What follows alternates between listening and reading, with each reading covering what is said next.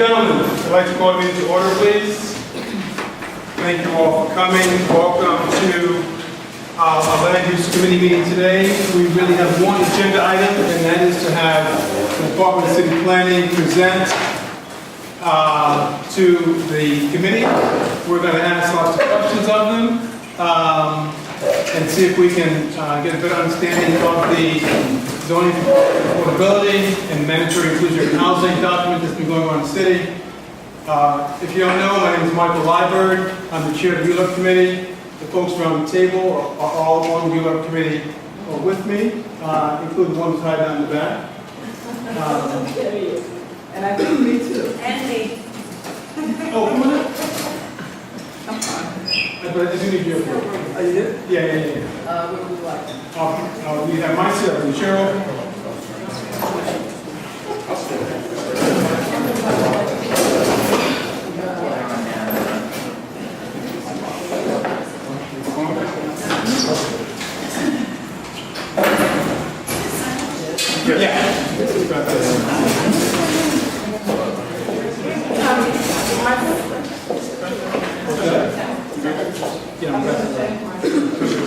We'll take one seat. So the way we're going to run this meeting, the DCP is going to present to the committee. We've been reviewing the document and have some familiarity with it. Ask as many questions as possible. If you have questions, specific questions about the document, this is a good opportunity to jot them down toward the end of the meeting. We're going to open up some questions for DCP, for folks that are not in the committee. This board can please move something that's for the committee. I'm moving myself.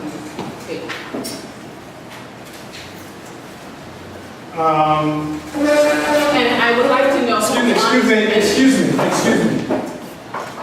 DCP is going to present right now, and when they're done, we'll have a conversation with them about the document, and then we'll go from there. Take it away, somebody. Thank you for having us here. As Michael can attest, we have been very eager to come out here and explain the proposal. So we are here today to present two very important proposals. Excuse me, but I would like to place a motion on the floor. There's no motion. Yes, it can be a motion on the floor. Miss Boyd, No, the purpose of this meeting is the meeting in parliamentary procedures rule. I would like to place a motion on the floor. as a member meeting. I would like to place a motion on the floor. And what motion is that? I would like to place a motion to discuss how the selections were made for the committee. Can we hear you? Because I hear your motion. I would like to place a motion to discuss how the selections were made for the ULURP committee. I'm just going to down. The board is short. I second. I want to face the table. I second. I second. You're not in clear. Any second? I second. No one is seconding the motion, so we can have a discussion. I second. So we might say, move on to. This is exactly the The point is This that is exactly you're the right in the No, meeting. no, I'm not. You are on the committee. Could you please put that? Please, Joyce, you are on the committee. Please put that motion again. So Please what's put the motion again. Please put the motion. To discuss how the selections were Joyce, please second it. for the ULURP committee. I'm no commit. I ain't doing nothing. So no one seconded the motion. So Joyce. Ms. Boyd, we have moving on. You No, just we're not started the moving process. on. We're not moving on. We need to Because have you a said discussion. We need to have a discussion. Joyce, there is a motion on the floor that's being presented, asking that we discuss how the members of this committee have been selected. Would you mind seconding that motion?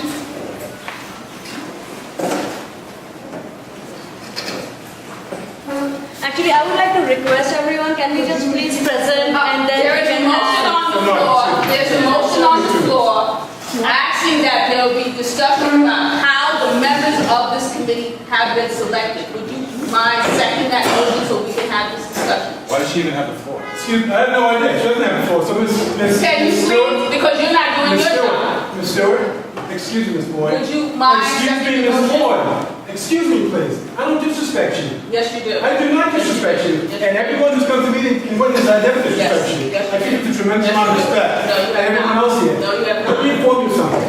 This is not my meeting. This is not your meeting. This is our meeting. Right. And we're So trying to we have a would like- conversation. we have a question. No, you want to have a conversation about it, okay? You want to have a conversation about it. We would like to, excuse me 1 second. We would like to hear his presentation. Every meeting we've had so far, I've been respectful to everyone. I treat people the way I want to be treated, not the way they treat me. And I will continue to do that. And the only person who continues to disrupt this meeting is you. No, it's not. That's It's not you. true. And we're trying to have this conversation now. Well, excuse me, you're not going to just speak. So we'd like to have our presentation, and there'll be plenty of opportunity to have conversations about that at another time. No, this is the time that we have it. Yes, sir. What I want to say is, again, my name is Juan Ospina, and I think it's important, I see people raising their hands, and I think it's important that we're being presented with an agenda that I think if we're in the consensus of approving the agenda, then we go on. I mean, I think I received an email from you that called on the possibility of voting today on you know,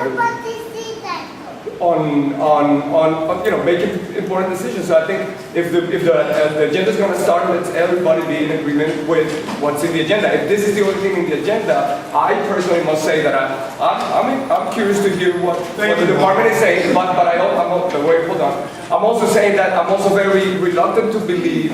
Because I have said it from the beginning, I come from a standpoint where in the past 3 weeks, in my floor, we have faced evictions, right? And we have fought in court, and we thank God we won them, and we have faced, including me, 3 residents just on my floor, the preferential rates were lifted from, $174 a month more for me, $260 more for the person across. What I'm trying to say, my point here is that, again, when we say rezoning, which I am highly against because it has meant in the past 2 years, but really in the past month, real hell for our building in 301 Sterling as the building owner prepares for this rezoning. So I am very interested in hearing what the city says, but I'm also very interested that the position of the people from this neighborhood who know best than city planning, than borough presidents, than anybody. I mean, people here have been living for 40, 30, or 20 years, and I am very sure that they know this community. So, in the planning,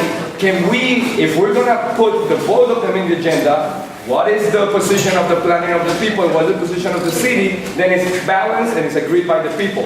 If the people are only coming to hear things that are proposed by the city from their agents, their institutions, and there's no voicing on the people's view on what the zoning is, then it feels unbalanced. That's what I'm saying.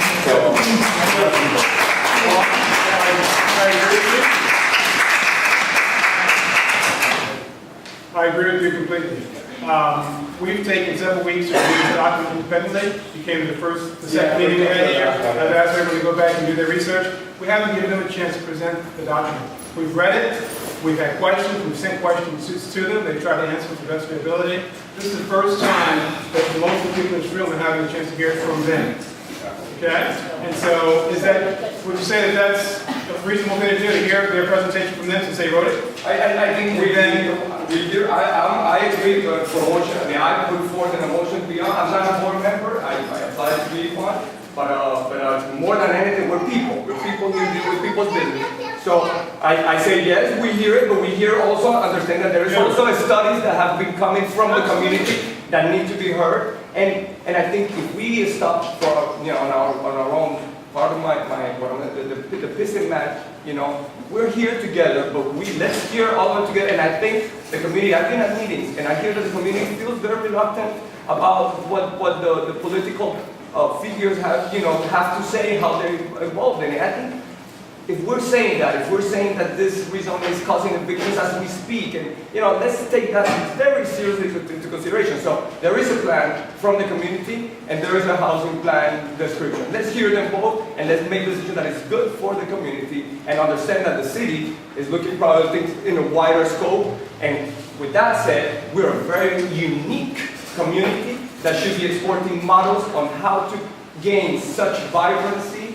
such longevity in terms of how residents have lived here, their type of diversity, economical, racially, a community that says hi, a community that's important, should be modeling out, not being modeling outside, outside models or projects that are done in the way McDonald's have been done on the road. They all look the same. We're not the same. So we're very unique, so I think it's that in motion. I put a motion that is an equal floor, presentation from the community, presentation from the city. I say that if we're gonna do that, let's be also mindful that people's energy, I'm gonna shut up after saying that, you know, we're gonna have only certain concentration, so let's keep it fair. Thank you, Juan. And just before I give you to Sam, I just want to say the other thing I want to be respectful of, which I have been consistently in these meetings, is your time. And so I'd like to be able to go through our agenda. As you've been to all of our meetings, you know, they give everyone plenty of time to express their point of view. I've demonstrated that it's the fourth meeting. I think I've demonstrated consistently how I operate. Mr. Thomas. Yeah, I just want to say I 100% agree with what he's saying, and with that in mind, and with the idea that you know, we try to practice a democracy here, I would like to move that we move ahead with the agenda as planned. Anybody want to second that? Second. Committee, so moved. All in? Thank you. Please, somebody. Mr. Chairman, I'm sorry. Yes. I'm a little late because I have to take care of business, but I came in whilst Alicia was saying something. I don't know what really went on. Could I just get a little? Yes, Out of respect for the group, ma'am. But the motion has to be decided. You didn't have to. Can we speak about that later? You can't go ahead. Okay, thank you very much. Please. No, except, right, because she was not. Lord, you're wasting everyone's time. No, I'm not wasting anybody's time. I want to know how these members And you have been will find selected. out later. No, that's what you said in the last meeting. That's what you said in the I did not say that before. Yes, you did say that. Ms. Boyd, this is Yes, about you you did and say I. that. No, it's not about you and I. No, It's about how you're going about selecting. You There people are who have put- hijacking the meeting, Well, wasting you can people's say that time. if you want to. It's Say that. clear. So let's talk about It's how clear. you make the selection Yes, of ma'am. this. You don't have the Who floor. are the Yes, members? ma'am. Okay. Who are the members of this committee? Okay, listen, Why? listen. Who are the members of this Just committee? hold on, please. Press has the floor. I have the floor. No, I'm gonna say- One second, please. I just want to be clear. The way our meetings operate, people have the floor one at a time. We don't need everyone jumping at the same time because everyone hear each other. Please, if we can respect each other as we speak. Believe it or not, we're all in the same community. We all care about the same things. We may have different ways of going about it, but we're all in the same situation. So can we respect each other as we speak, whether we agree or disagree? We don't have to agree. My way of dealing with someone who has an opposing view to mine is not to shoot them down. It's a dialogue with them. So it's not a matter of fighting. It's not me against you. So then let's have a dialogue. Excuse me. Yes, ma'am. Okay, now, I think everyone here will agree that time, everybody's time is important. We took the time to come here. Those of us on the board, we give our time off to have meetings, to sit, look at these sort of things, and put things together. Okay? Now, we're here this evening. We have one agenda. We would like to hear from City Planning, and this is what we would like to have done tonight. Any other thing that has to be done, let's table it for after these. And let's listen to the presentation. This is important for us to make certain decisions about our community. So please, let's get on with business. Yes, sir. Jay, sorry, I just want to add to what she was saying. My understanding is there's a limited amount of time that we have, that the community board has, and after, well, I think it's like 60 days, Yes. it's over. It's over in So, November 30th. right, so what happens is those of us who look at this, who have objections to it, like I do, in terms of civil rights, objections and everything else, I think it's important that we see what the city is presenting so we can object to it. If we don't object to it and we just delay it, then after 60 days, everything's over and our input isn't going to be there. So if you want to object to it, this is very different than the zoning study. If you delay it another month or another, maybe 3 weeks, I think it's over. November 30th, that's it. And our opinion on this, on the community board, is advisory. It's the city council that counts. So if we get more information now, now's our chance to find out what our objections are. If we don't, we have no arguments. Please. I would like to, You don't have the floor. I would like to We're have the moving on. floor. Go ahead, Sam. No, we're not going to move on because you are not talking about the Sam, members of this committee. Please. Who are the members of this committee? We would like to know who are the members of this committee. And we have the right to know that. Alicia, We have the right to know Alicia, that. We this have is the his right to meeting. know that. This is No, it's not his meeting. This is not his meeting. This is our meeting. This is our meeting. This is our meeting. And that's the right. Right, and this is our meeting. We have the right to know who are the members of this committee.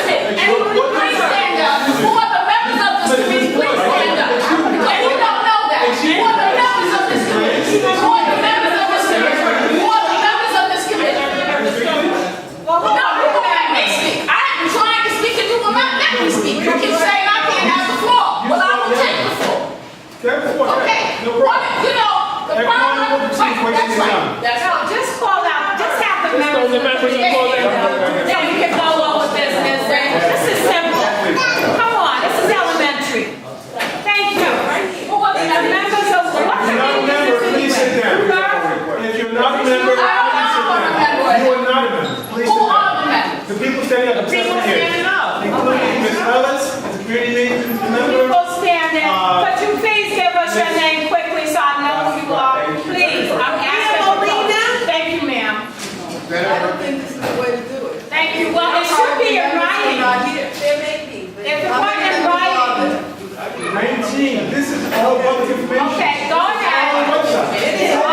Go ahead, please. Go ahead, please, ma'am. I'm going to quarrel. Thank you. What you have to do is do roll call, committee chairperson. We would've Go gotten ahead. You didn't get We the would've gotten end of it. Let's be real. Come on. Sorry. That would be appropriate. Then people stand so we can see who you are. We put the face with the name. Elementary. J. Sword, property owner. It should have been done first and we wouldn't be here with this. The lady could go on. Excuse me, please. Excuse me. I am sorry, Excuse but me. it's just the order of the board. Okay, sure. Excuse me. So, Ben Edwards, are you here? Please stand so we can see who Ben you are. Edwards, Thank you. okay. You should probably identify who's a board member. I'm Michael Liber, I'm the chair of the board, of this board. Tom Thomas is a resident community member. Hector Robertson is not here, he's a board member. Warren Burke is on his way from Long Island, he is a board member. Simone Bennett is not here, she's a board member. Dr. Frederick. Is she a board member? Matthijs Limburger, Yes, who's a sir. board member. Rial Peerbooms, who's a Wait, board I'm member. sorry, with the Tice who? Carmen Martinez, who's a board member. Francesca Leopold, who's a board member. Aiden Terry is no longer on the committee. And this, in the last week, we appointed 5 resident board members. We have them over here, Jay Story, Sue Chung, what's his last name? Ms. Stewart, Mr. Sean Ellis, and Tom Thomas. John Ellis? Tom. Tim, Tom? I'm on the board. No, Tom Thomas, thank you. Thank you. You didn't call me. Oh, Tim Thomas. Tim Thomas is pretty close. You didn't mention it. I'm not pleased. Tim, are you on the committee? I'm sorry. Are you on the committee, Tim? Tim is on the committee, Are yes. you on the committee? Tim's on the committee. You are? Yeah. And you're the transportation secretary? Thank you. What to do? I'm on a number of committees, as allowed by the bylaw.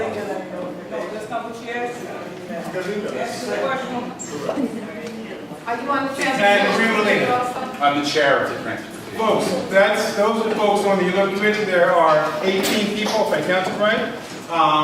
It's public information.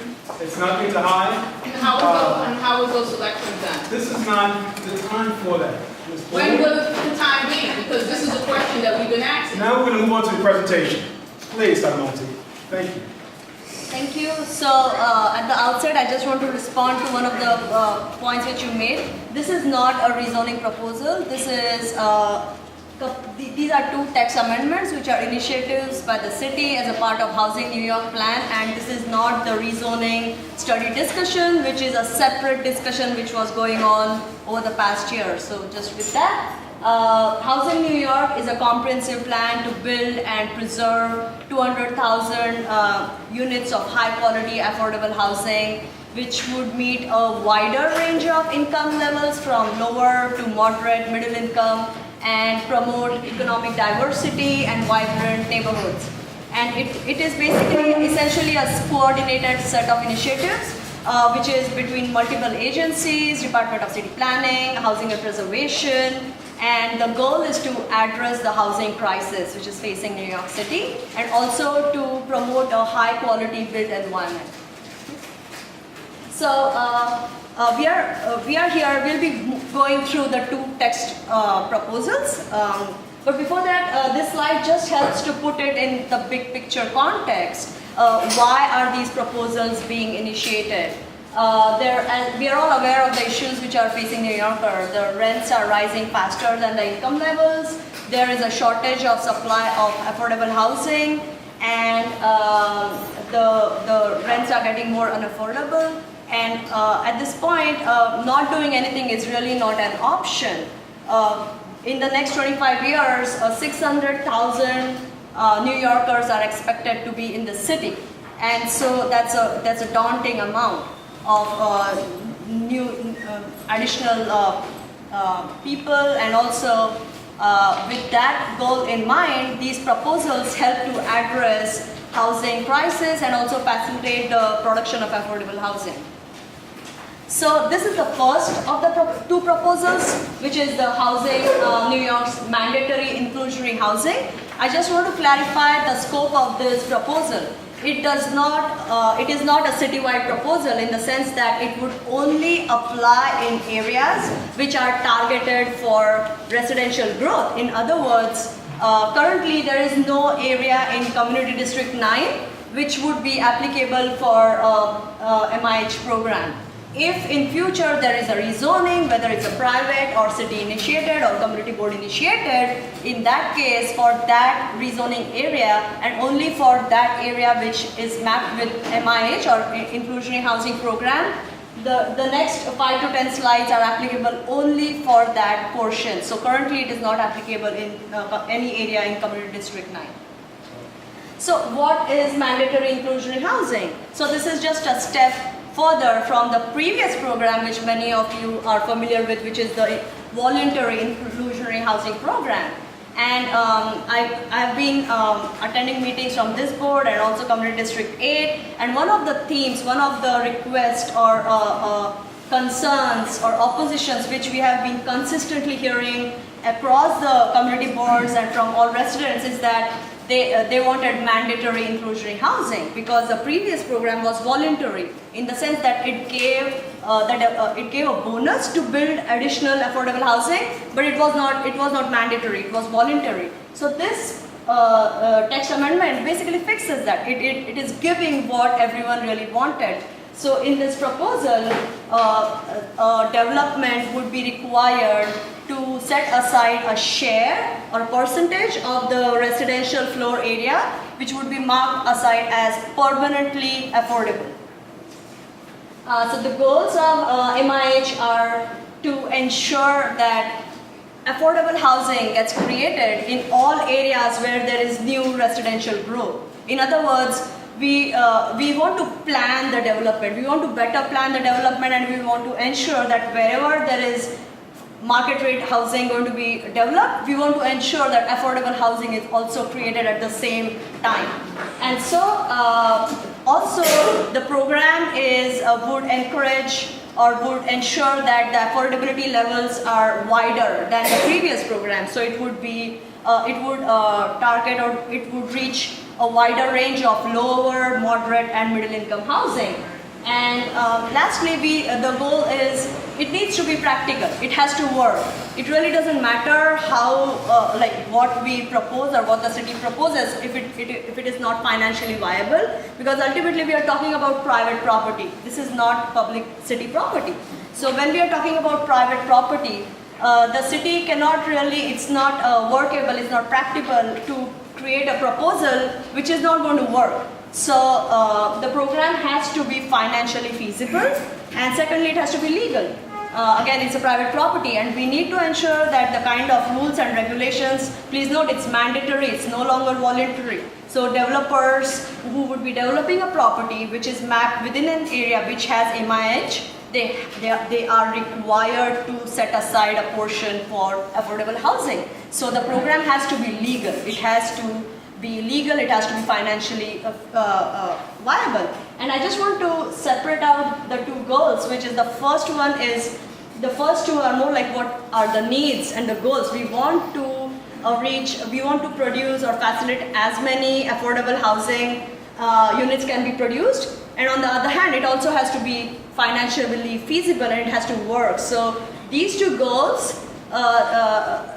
they are like not exactly in conflict, but they're not like, they're not like at the same level. So the proposal is a best balance of both these goals. So I just want to make a note that the city hired a very experienced. Should that image be any bigger or any smaller? Can you push that back Just make it straight, make it straight. And then just try that. No, So what if we remove this and see if it goes bigger? take the projector. So this is a difficult surface here. Let's see if we can focus.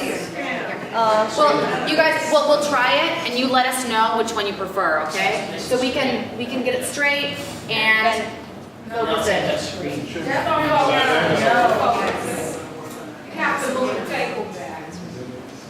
Right. So I think so this is one option, and then the board is the other option. Back on the board, I think this is really hard to see. Can you try? If I'm gonna move this back, and we can go on the presentation. If there's any slides that people want spoken instead of read, you let us know, okay?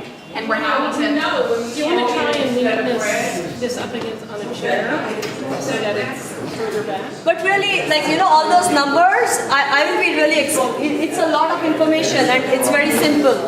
The two options. Is that better? I can stand here. Well, that's what this slide is about, okay? Right in the back, can you see him? That's Can you pull it up, the screen up some more? Like she was moving it, the whole screen up. Yeah, is there a way to do that and hold it? You push it in that one up and then this is further away. Could we another volunteer to hold the screen at the right level? I'm just throwing it out there because. Is that better? Is that better? Can you move a little closer maybe? Move your chairs closer? Yeah, you know, we've got this big empty space. People want to move closer. I think that's certainly one way to do it. Yeah. If Mohammed will come to the mountain. Well, why don't you just move the screen? It's going to need a little piece of paper underneath it too. And by the way, everything on this presentation is also on the city planning website. Yes, you can all. It's arranged a little bit differently on the website because this was tailored for tonight's presentation, but none of this information is unique to this presentation.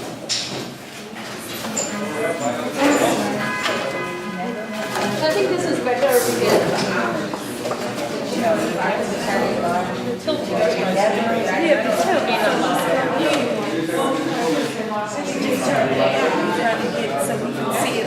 Right, so area can see because they're close. Well, this is actually flat at this point, right? So at this point, everyone should be able to see it or have difficulty evenly. If you And can't again, see folks, can you move a little closer? Can you guys move your chairs up? It'll be Chairs making. portable. If you can't see, it's better.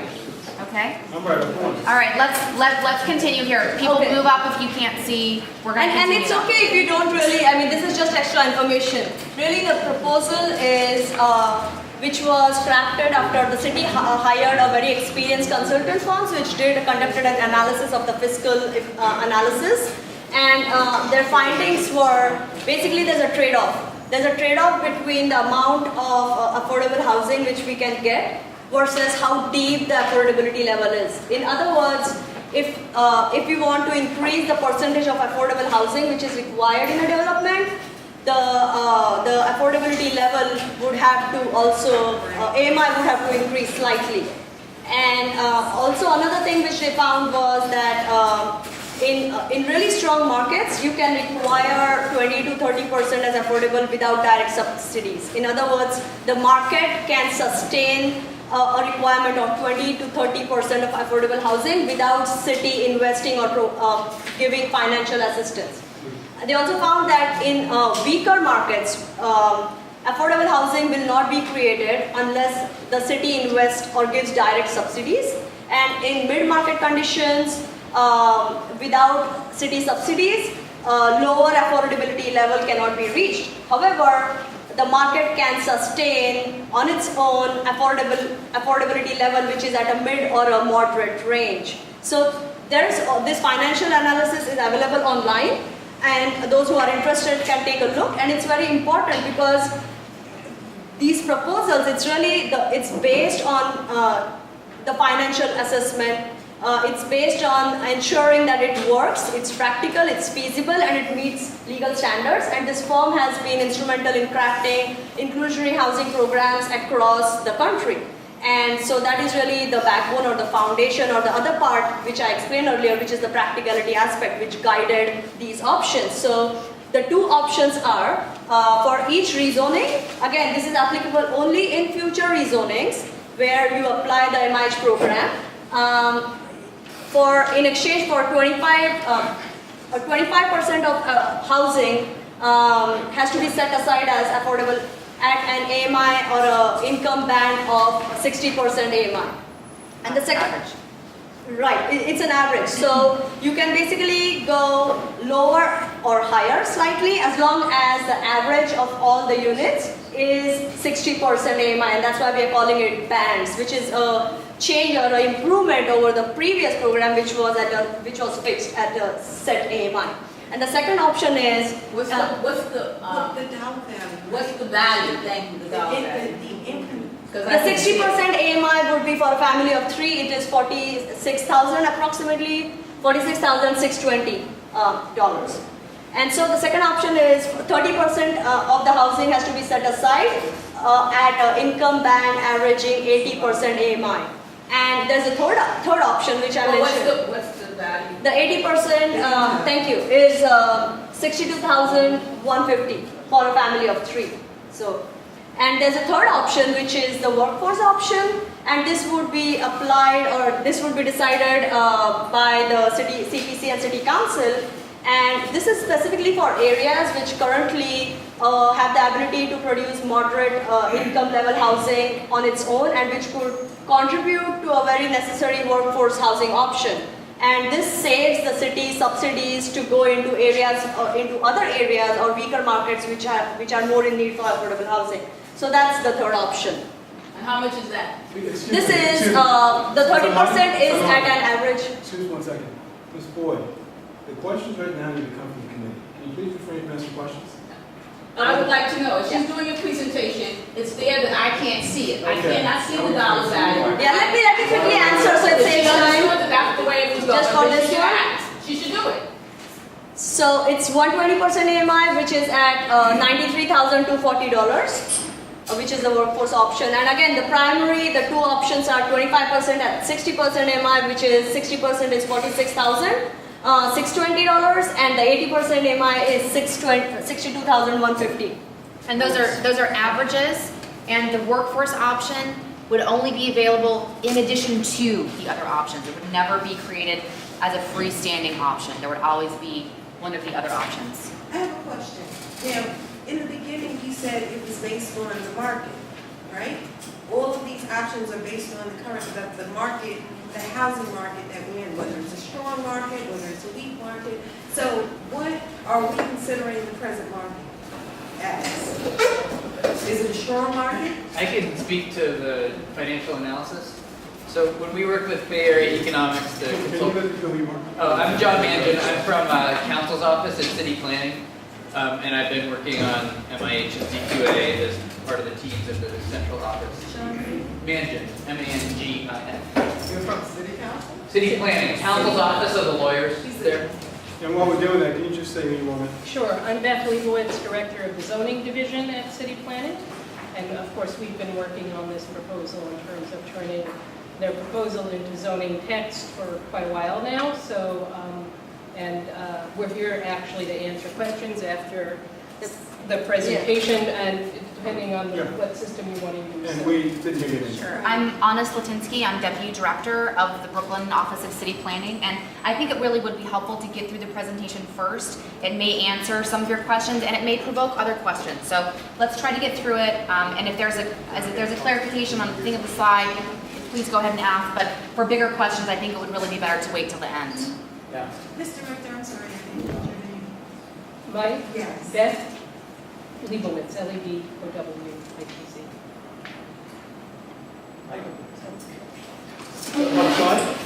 Yes. Am I in the way of anybody here? You're all right? Okay. So the key features. Excuse me. Yes. Could you identify where the economists sit generated your conclusions about market rates and so on? Are they CPC economists? No, they're private, it's a private consulting. I can answer the question. I'll comprehensively describe the financial analysis. Do we want to wait till after? No, that's the kind of question we should probably wait. But that's a good question. I'm marking it down right here, and I'll include that in the answer to the previous question. So, thank you. So the key features of the proposal is that the units would be required to be affordable and permanently affordable. The MIH program would not apply to units, developments with units of 10 or less. There was, in the previous program, there were a lot of discussions about the location of the doors, like in terms of the entrance to the affordable housing units and a separate door for the market rate units. And this proposal addresses that very legitimate concern. So in terms of the location of affordable housing units, for that development which has the market rate and affordable housing in the same building, the development would be required to have only one lobby and one entrance. So that addresses the concern which was there previously. For an option where on a larger lot you have two buildings, which is one is the market rate and other is the affordable housing building, both the buildings have to be separate. They have to have a separate entrance, a separate lobby, and they would look like any other. Same thing. No. Well, Instead of having a poor door, you have a poor building. Right. Currently on the streets of New York, we have affordable housing buildings which are built by HPD or other non-profits, and then next to that there are market rate buildings. So we do see that all the time, so this is really more emulating or trying to recreate what real is outside, which is there. So which is an improvement, like I hear what you're saying, but this is an improvement with what was previously, which is like having a single building and having two separate doors. And right. The notion of integrating income levels was. My ancestors was the life. Can we let them go through the presentation? We can discuss it later.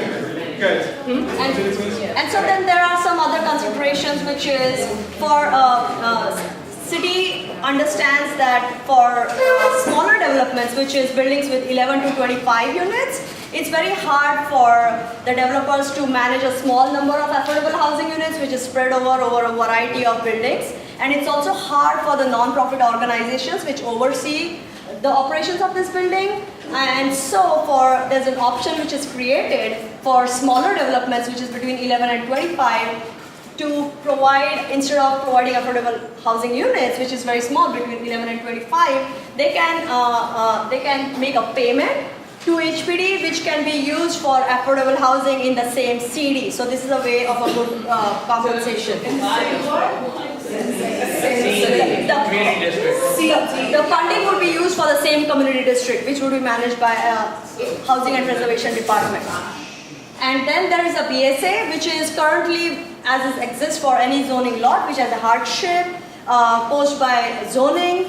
They can go to Board of Standards and Appeals to waive out of the zoning requirements, and that is currently, which is a legal requirement, and that continues as is. And what percentage of people are given that hardship? That's another question. No, we don't, it hasn't happened yet. We don't know what the... It hasn't happened ever. No one has ever issued a hardship application and opted out of doing that. Should we answer this now or hold up? I think can we just let them roll through and jot your I'll mark questions this one down? down as well. Yeah, we'll come back, please. Let's do something specific on the slide. We can agree, let them go through it. Well, please note it down and we'll just answer at the end. Don't forget. Yeah. So like MIH, or Mandatory Inclusionary Housing Program, is one of several other initiatives which the city is trying to address affordable housing goal production. The other being reforms of 421A, zoning for quality and affordability, which will be going into shortly, and city housing subsidies. So together, along with these other three pieces, we are trying to address the goal of affordable housing. So coming to... Sorry, this is ridiculous.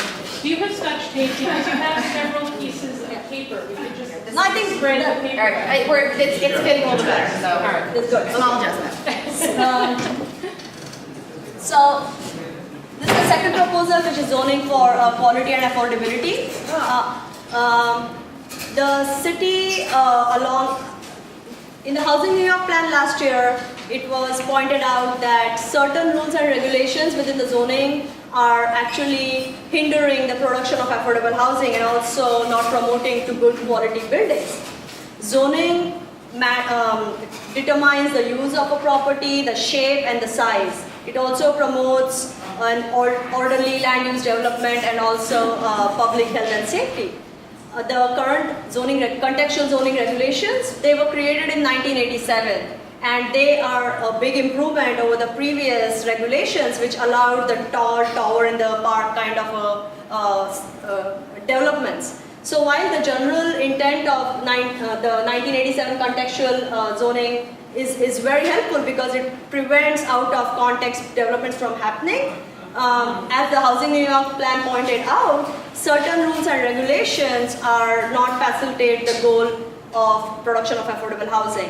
So the Housing New York plan called for a review and reform of the entire zoning regulations, and a team from city planning, housing preservation, affordable housing advocates, affordable housing developers, they all got together and they basically identified a targeted set of changes to the zoning resolution, which would facilitate the goal of affordable housing and also promote the quality of the built environment of the buildings. So, there's a lot of information about ZQA, specifically about what it does and also the concerns. So I just want to start with what the proposal would not do.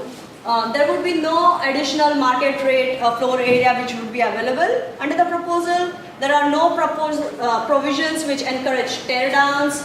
The historic districts or any projects within the landmark areas, the controls currently which are existing, they continue to remain. So any project within the landmark areas would be still subject to NPC or Landmark Preservation Commission review as they currently do. Then there is no change to as of right buildings in residential rules in 1 and 2 family districts.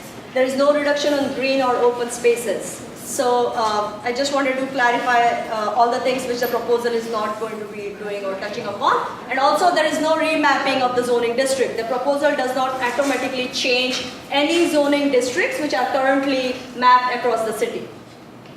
So this presentation is tailored very specifically to Community District 8 because I understand most of you really want to know how the proposal specifically applies to CD9. As in what really the changes mean, and so we hope to cover everything to the last feet of how and what would change. So we would be covering starting with the changes which support and promote quality of the built environment, and then go on to how the changes that would support and facilitate affordable housing. So regarding the quality, the goal is to promote better quality of ground floor for both residential and retail. And an example of that, currently, if you see the buildings which are older, historic buildings, we can see that the residential floor is generally raised a few feet from the ground level. And that's why the height of the windows of the ground floor are above the eye level of pedestrians. Whereas in the case of modern or recent developments, you will see that the windows are at eye level and the quality of life of these units or indoor spaces is compromised, which is they have windows and shades all the time. And the reason for this is, as the study and review of zoning resolution pointed out, it is because of the height limits of the contextual zoning. And I'll back up here. In 1987, when the contextual zoning regulations were formed, the floor to ceiling height assumptions at that time was very low. That is different historically from buildings, older buildings in New York City which have really nice high ceilings, and it's also different from the current best practices wherein everyone wants to have higher ceilings to have like more light and ventilation. So this first goal is really trying to fix that. It is trying to improve the quality of ground floor, the way the building interacts with the inside and outside for both residential, as I just mentioned, the issue of the separation, and also for the retail spaces. The same reason which is the contextual height limits are tight. They are really not updated to suit or to conform to what are the current building practices. For the same reason, in commercial district or mixed use district, many times there is not enough ground floor height to provide a good quality retail spaces. As a result of which, many times in mixed use districts, we see blank facades because the retail space is not conducive to actual retail use. So this provision, which we'll go into in detail, it basically fixes that. It's a very small tweak. It's just a slight addition, just a 5 feet of addition to have a better quality residential or a retail space, and it is use it or lose it. And I'll explain that later. How does any of that translate into affordable housing? No, we finished affordable housing. This is the second text amendment. This is zoning for quality and affordability. Yeah, so that's. Yeah, so we'll go into that. Yeah, no, this is focusing on the quality. We're going to talk about the quality, and then there are 3 other portions that focus on the affordability. So right now, this applies to a broader set of regulations, and then there are other regulations that are specifically targeted to facilitate affordable housing. So you're right, this is not targeted specifically at affordable housing. This is to allow for the development of nice quality buildings for everyone in the city. So why don't you simply require 13-foot ground floors and 9-foot ceilings? Why all of the 500 pages of regulation around it? Thank you. Well, actually, the proposal has been revised to require a 13-foot ground floor. But if you require that 13-foot ground floor at the expense of building your top story, then you end up with less housing in the city. Well, no, you end up with less housing, which makes our predicament with regard to affordable housing in the city worse rather than better. But they seem like you'll have higher buildings, more high-rise. Can we get one person at a time, please? One person?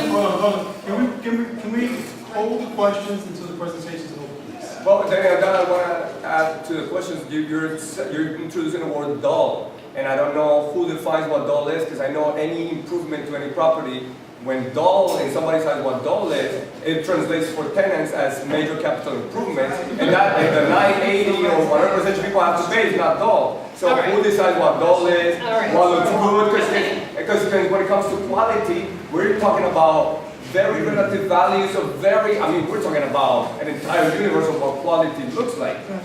Red, green, and at court with our members, we members from our building were getting evicted, we heard that landlords were putting, just scraping the old 1940s so that they could charge another chunk of money to the tenants. So dull becomes a series, that needs to be specified. Who's Is that a question, or is that It's a question? Was there a question? No, it's a My question is, who defines goal? What is goal? Quality? Okay, you'll see. As we go ahead, you'll see what. Yeah. If you Now I get it. let us proceed, then we'll go into some detail about exactly what we mean. Yeah. Right? So we are talking for the quality as provisions. We are talking a lot about the contextual zoning envelope. So I just want to clarify for those who are slightly new as to what the contextual building envelope means. So currently we have the zoning regulations require a street wall or base height, and then a setback, and then you have a maximum height limit. Now this envelope gives very little flexibility in terms of, like I said, just raising the ground floor slightly by a few feet just to separate the pedestrian eye level connection looking into the ground floor, and it also gives very little flexibility in terms of sideways to create a little bit of variety on the facade of the buildings, to provide features like bay windows or do some interesting design which we see typically in older buildings. So this just illustrates a while ago what I was trying to explain, the 5 foot of increase as to why that is necessary. So on the top you see a building which is typically seen in mixed use district, which is which you see on the avenues or on the sides avenues where you have ground floor retail or commercial use and residential above. So currently, because the building contextual envelope is tight, or it's a little less high than what the current practices and best practices require. We see facades which are empty because it doesn't have a 13 or 15 feet retail space which is required. And this is the ground floor space which we see, which is, again, there's no separation between the sidewalk and the units. And this is an example of the box kind of a building which the zoning envelope currently, there's no flexibility either vertically or horizontally. So again, there's no variation, no courtyards, none of the kind of interesting elements which make for a visually interesting street facade. So on the left, you see a typical historic building where you see a raised, you can see the ground floor is raised and then the stairs, and that's why you see this is the eye level and the windows are set apart. And also you can see clearly the heights or the floor to ceiling heights between the older buildings, and this is what is the current buildings where basically the floors get squeezed down because the envelope is very tight, it's low, so everything gets squeezed down, there is no separation between the floor, and the floor to ceiling heights are really low. What we have found is that the rules have not kept pace with today's times. These rules were done in 1987. The regulations have been changing. The building code requirements for fire and accessibility, the ramp requirements which are required today were not existing at the time 30 years ago. Then I just mentioned about the floor-to-floor height difference, where at that time the assumption was very low. However, the current best practices and the needs and the requirements of people for more light and ventilation, we want higher floor-to-floor heights. Then the construction practices have changed, and we have block and plank construction, modular construction, which sort of starts pushing the envelope, which doesn't really fit well enough within the envelope. And the site conditions, the contextual zoning was done really thinking of a straight standard rectangular lot, and now more and more irregularly shaped lots are being developed, and for that the zoning is being updated to make sure all kinds of irregular lots can also be developed. And this is just an example of the best practices where you want to have 3 to 5 feet of raised level, and then the lobby would be at the ground floor itself, and there's some planter, there's space for some planter, and that's just a visual showing how that would look. And this is an example of the commercial building where you need like ground floor retail space with residential above, where you need a 15-foot or a higher ground floor for retail uses, and also these are like slightly higher or reasonable floor to ceiling heights. And so the key element of the proposal is to encourage a better quality ground floor space for both residential and retail.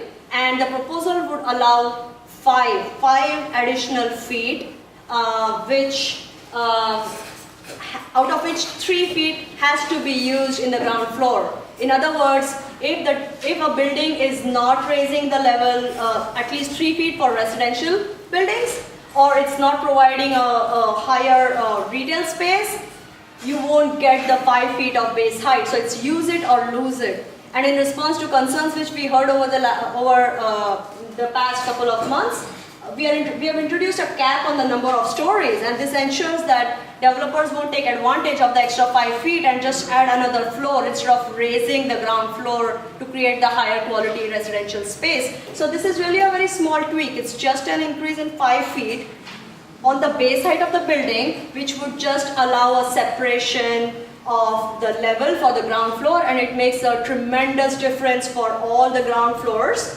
in future, so that they don't have to live with the windows closed all the time. So I just want to make a note, it's a small height difference, and it is a big difference for the quality of life for all the future ground floor residential users.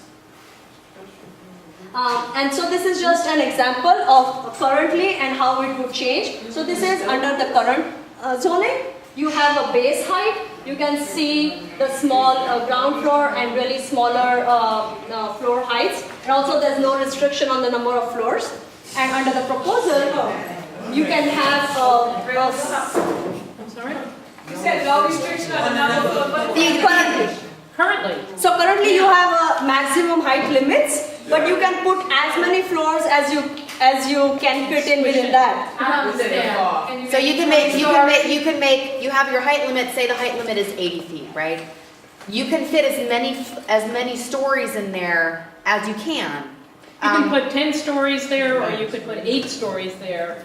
If you put in 10 stories, then you have a floor-to-ceiling height of 8 feet, right? If you put in 8 stories, then you have 10 feet for the apartments. So we have never... variance and build 15 to 20 stories, right? Well, but the height limit sets a cap on the practicality. The building code requires a minimum floor to ceiling height, so that ensures you're not going to have a 5-foot floor to floor height and like 15 floors. For children. So there's, it's a balance. It's not that someone can just put as many floors as they can. Ultimately, you have a limited floor area. If you are developing a property, the zoning determines how much floor area you can build. So depending upon the number of floor area, depending upon the lot, you can put as many floor plates. But if you want to give a good quality building, if you want to have a nice 10 feet floor to floor ceiling height, you won't be able to do that because currently the zoning envelope is very tight. To put it simply, it was designed for 8 foot 8 inches. But if you want to build a very nice 10 foot floor to floor ceiling height, you can't do that unless you are willing to lose a floor area, which you won't be willing to do. And for the same reason, the proposal is just giving a little bit of extra room, just loosening the envelope slightly vertically, just so that you can have a good quality floor to floor. It really impacts the quality of life when you are using the end users, the people who will be living in them in the end. Yeah, I'm sorry, I think that's fine, but I don't think, at some point a renter walks in and they decide if they can rent, because they have to open the door. I don't think that the negotiating of the cap necessarily is unequal. It's not equal. I live in a 6-story building. If the building owner, or if another 6-story building, if we kept those caps, I doubt that a person, landlord, as hungry as he is to rent, I can't see him renting, making 12 floors out of the heights that they have. Just because there is no cap on it, that doesn't mean that someone's going to rent when the door is this high. Well, they're You see what I'm saying? So I don't think you're protecting us too much when we're... It's not legal to make a 5 foot high floor. That's what Beth was saying. The legal limit is actually like around 8 feet 8 inches, right? Okay, yeah, The point is that the way the zoning height regulations currently work is that they essentially only allow the minimum, right? They don't allow there to be a floor to ceiling height of more than that 8.8. Right, 8 foot 8 inches, because they're very restrictive, right? So They allow it. They allow it.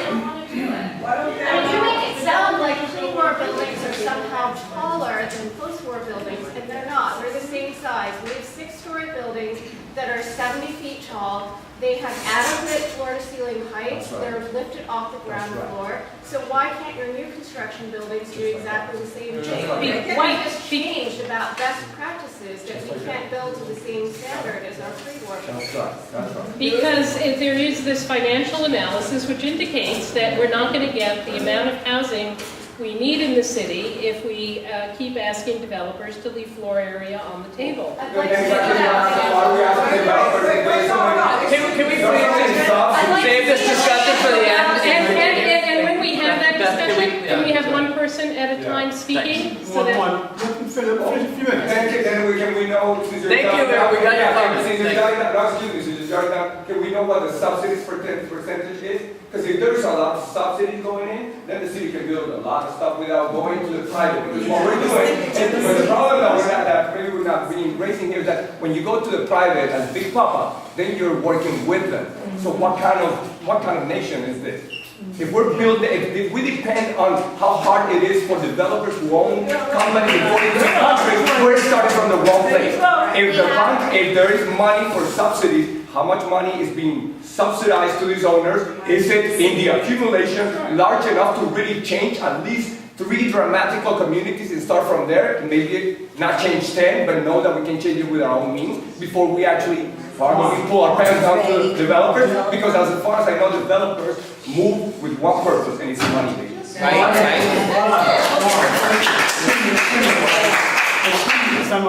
Can you folks just write down your questions? And That's what I'm saying. I'm asking you. So if you write your questions down, I don't finish. Because it's her presentation. Because it's her presentation. That's why. Move on. The whole meeting and there's no time for questions. So that's okay. So Here we are again with that. Can we move on? It's her presentation. Please let the woman make the presentation. So this just shows. You asked for the presentation. It usually takes about 2 minutes. So, thanks. Excuse me, I think you're being rude to this person. Yes. She's trying to do a presentation.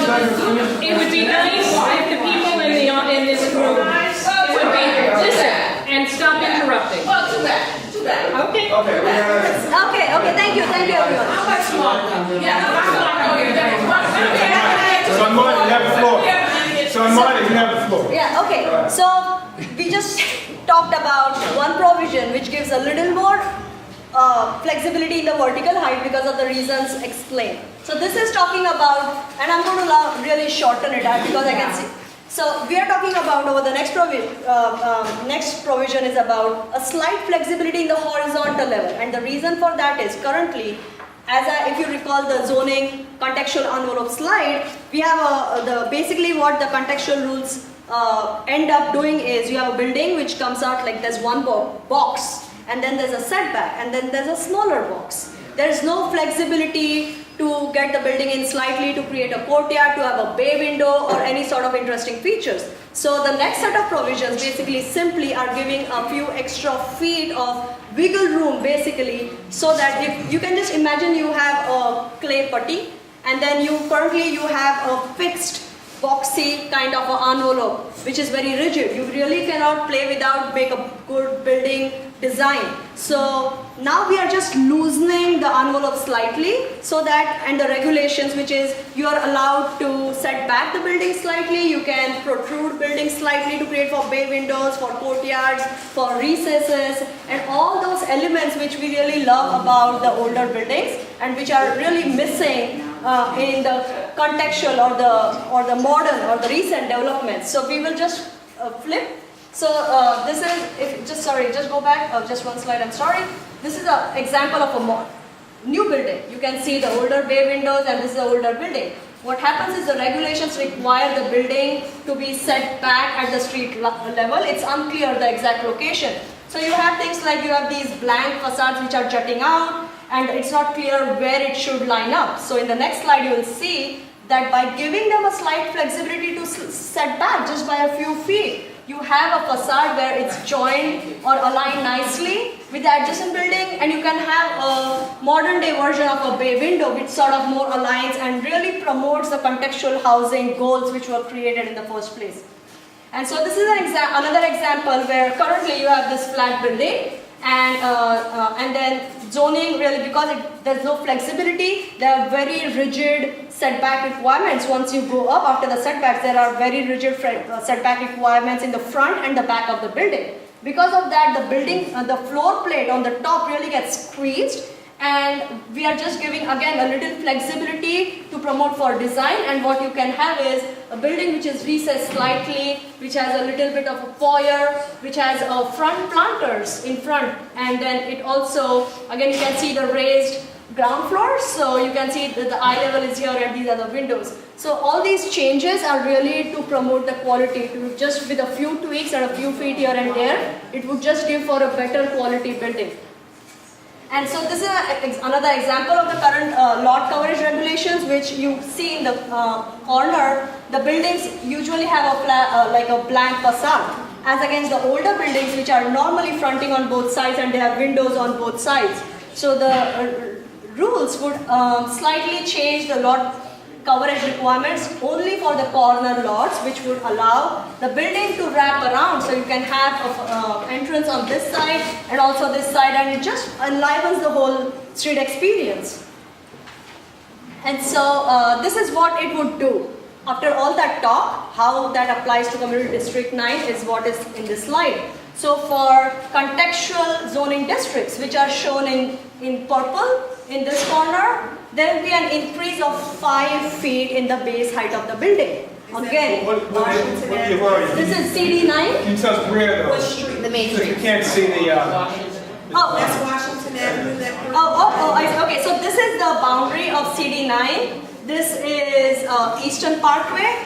This is Empire Boulevard here. This is Ocean Avenue. This is Flatbush Avenue.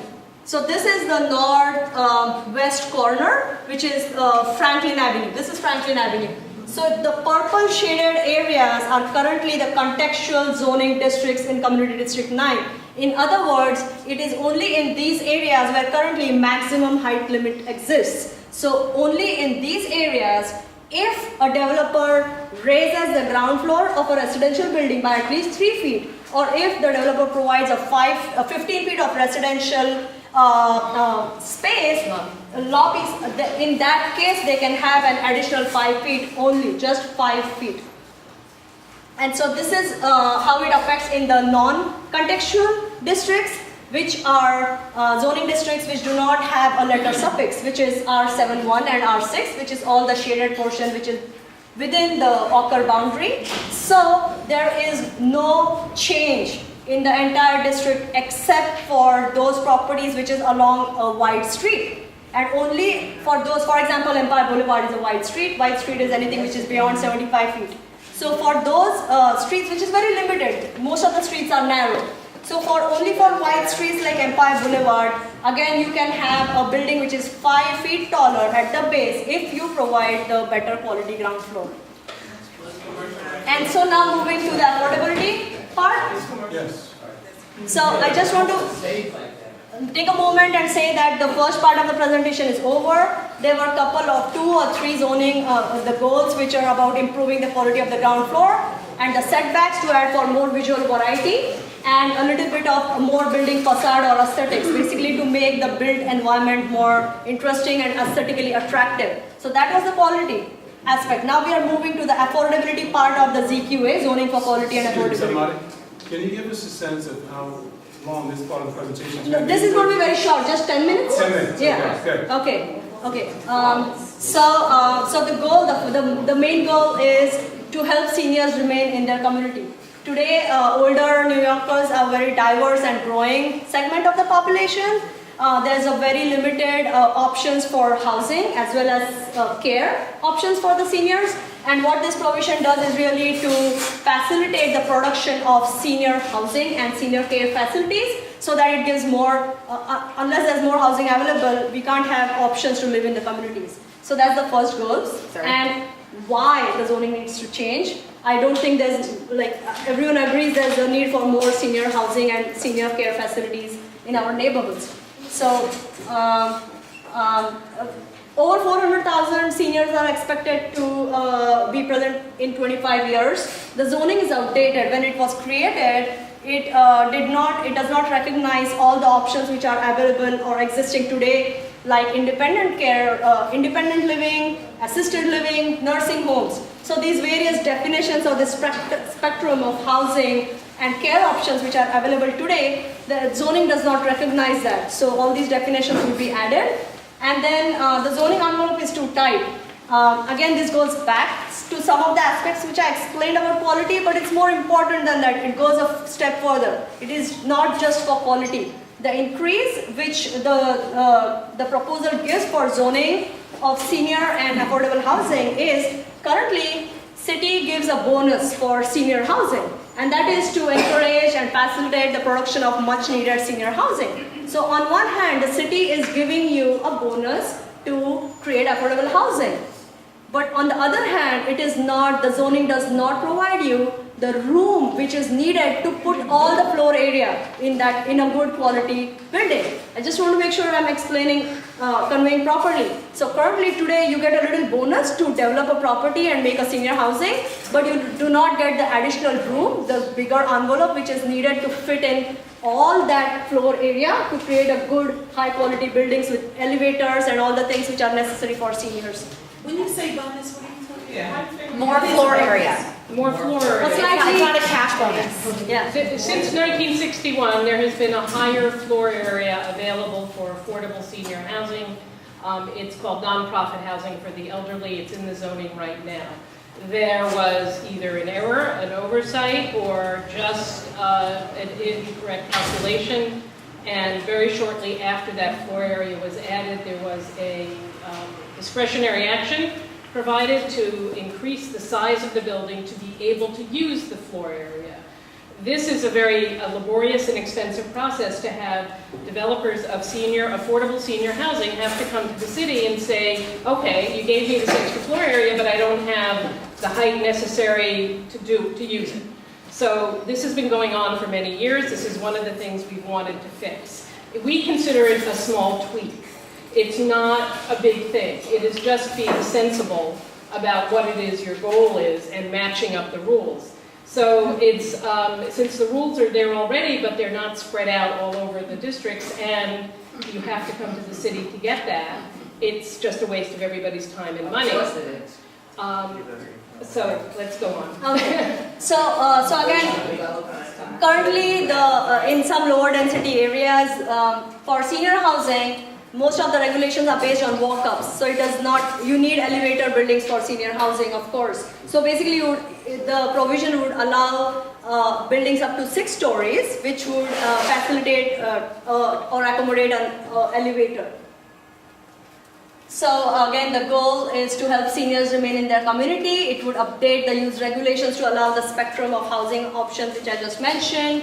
It would allow flexibility for mixing of uses, so you can use different kind of, it would align the density requirements so that mixing can be allowed, and it would update height and setback regulations to allow to fit in all the floor area for creating a good quality building with an elevator inside it.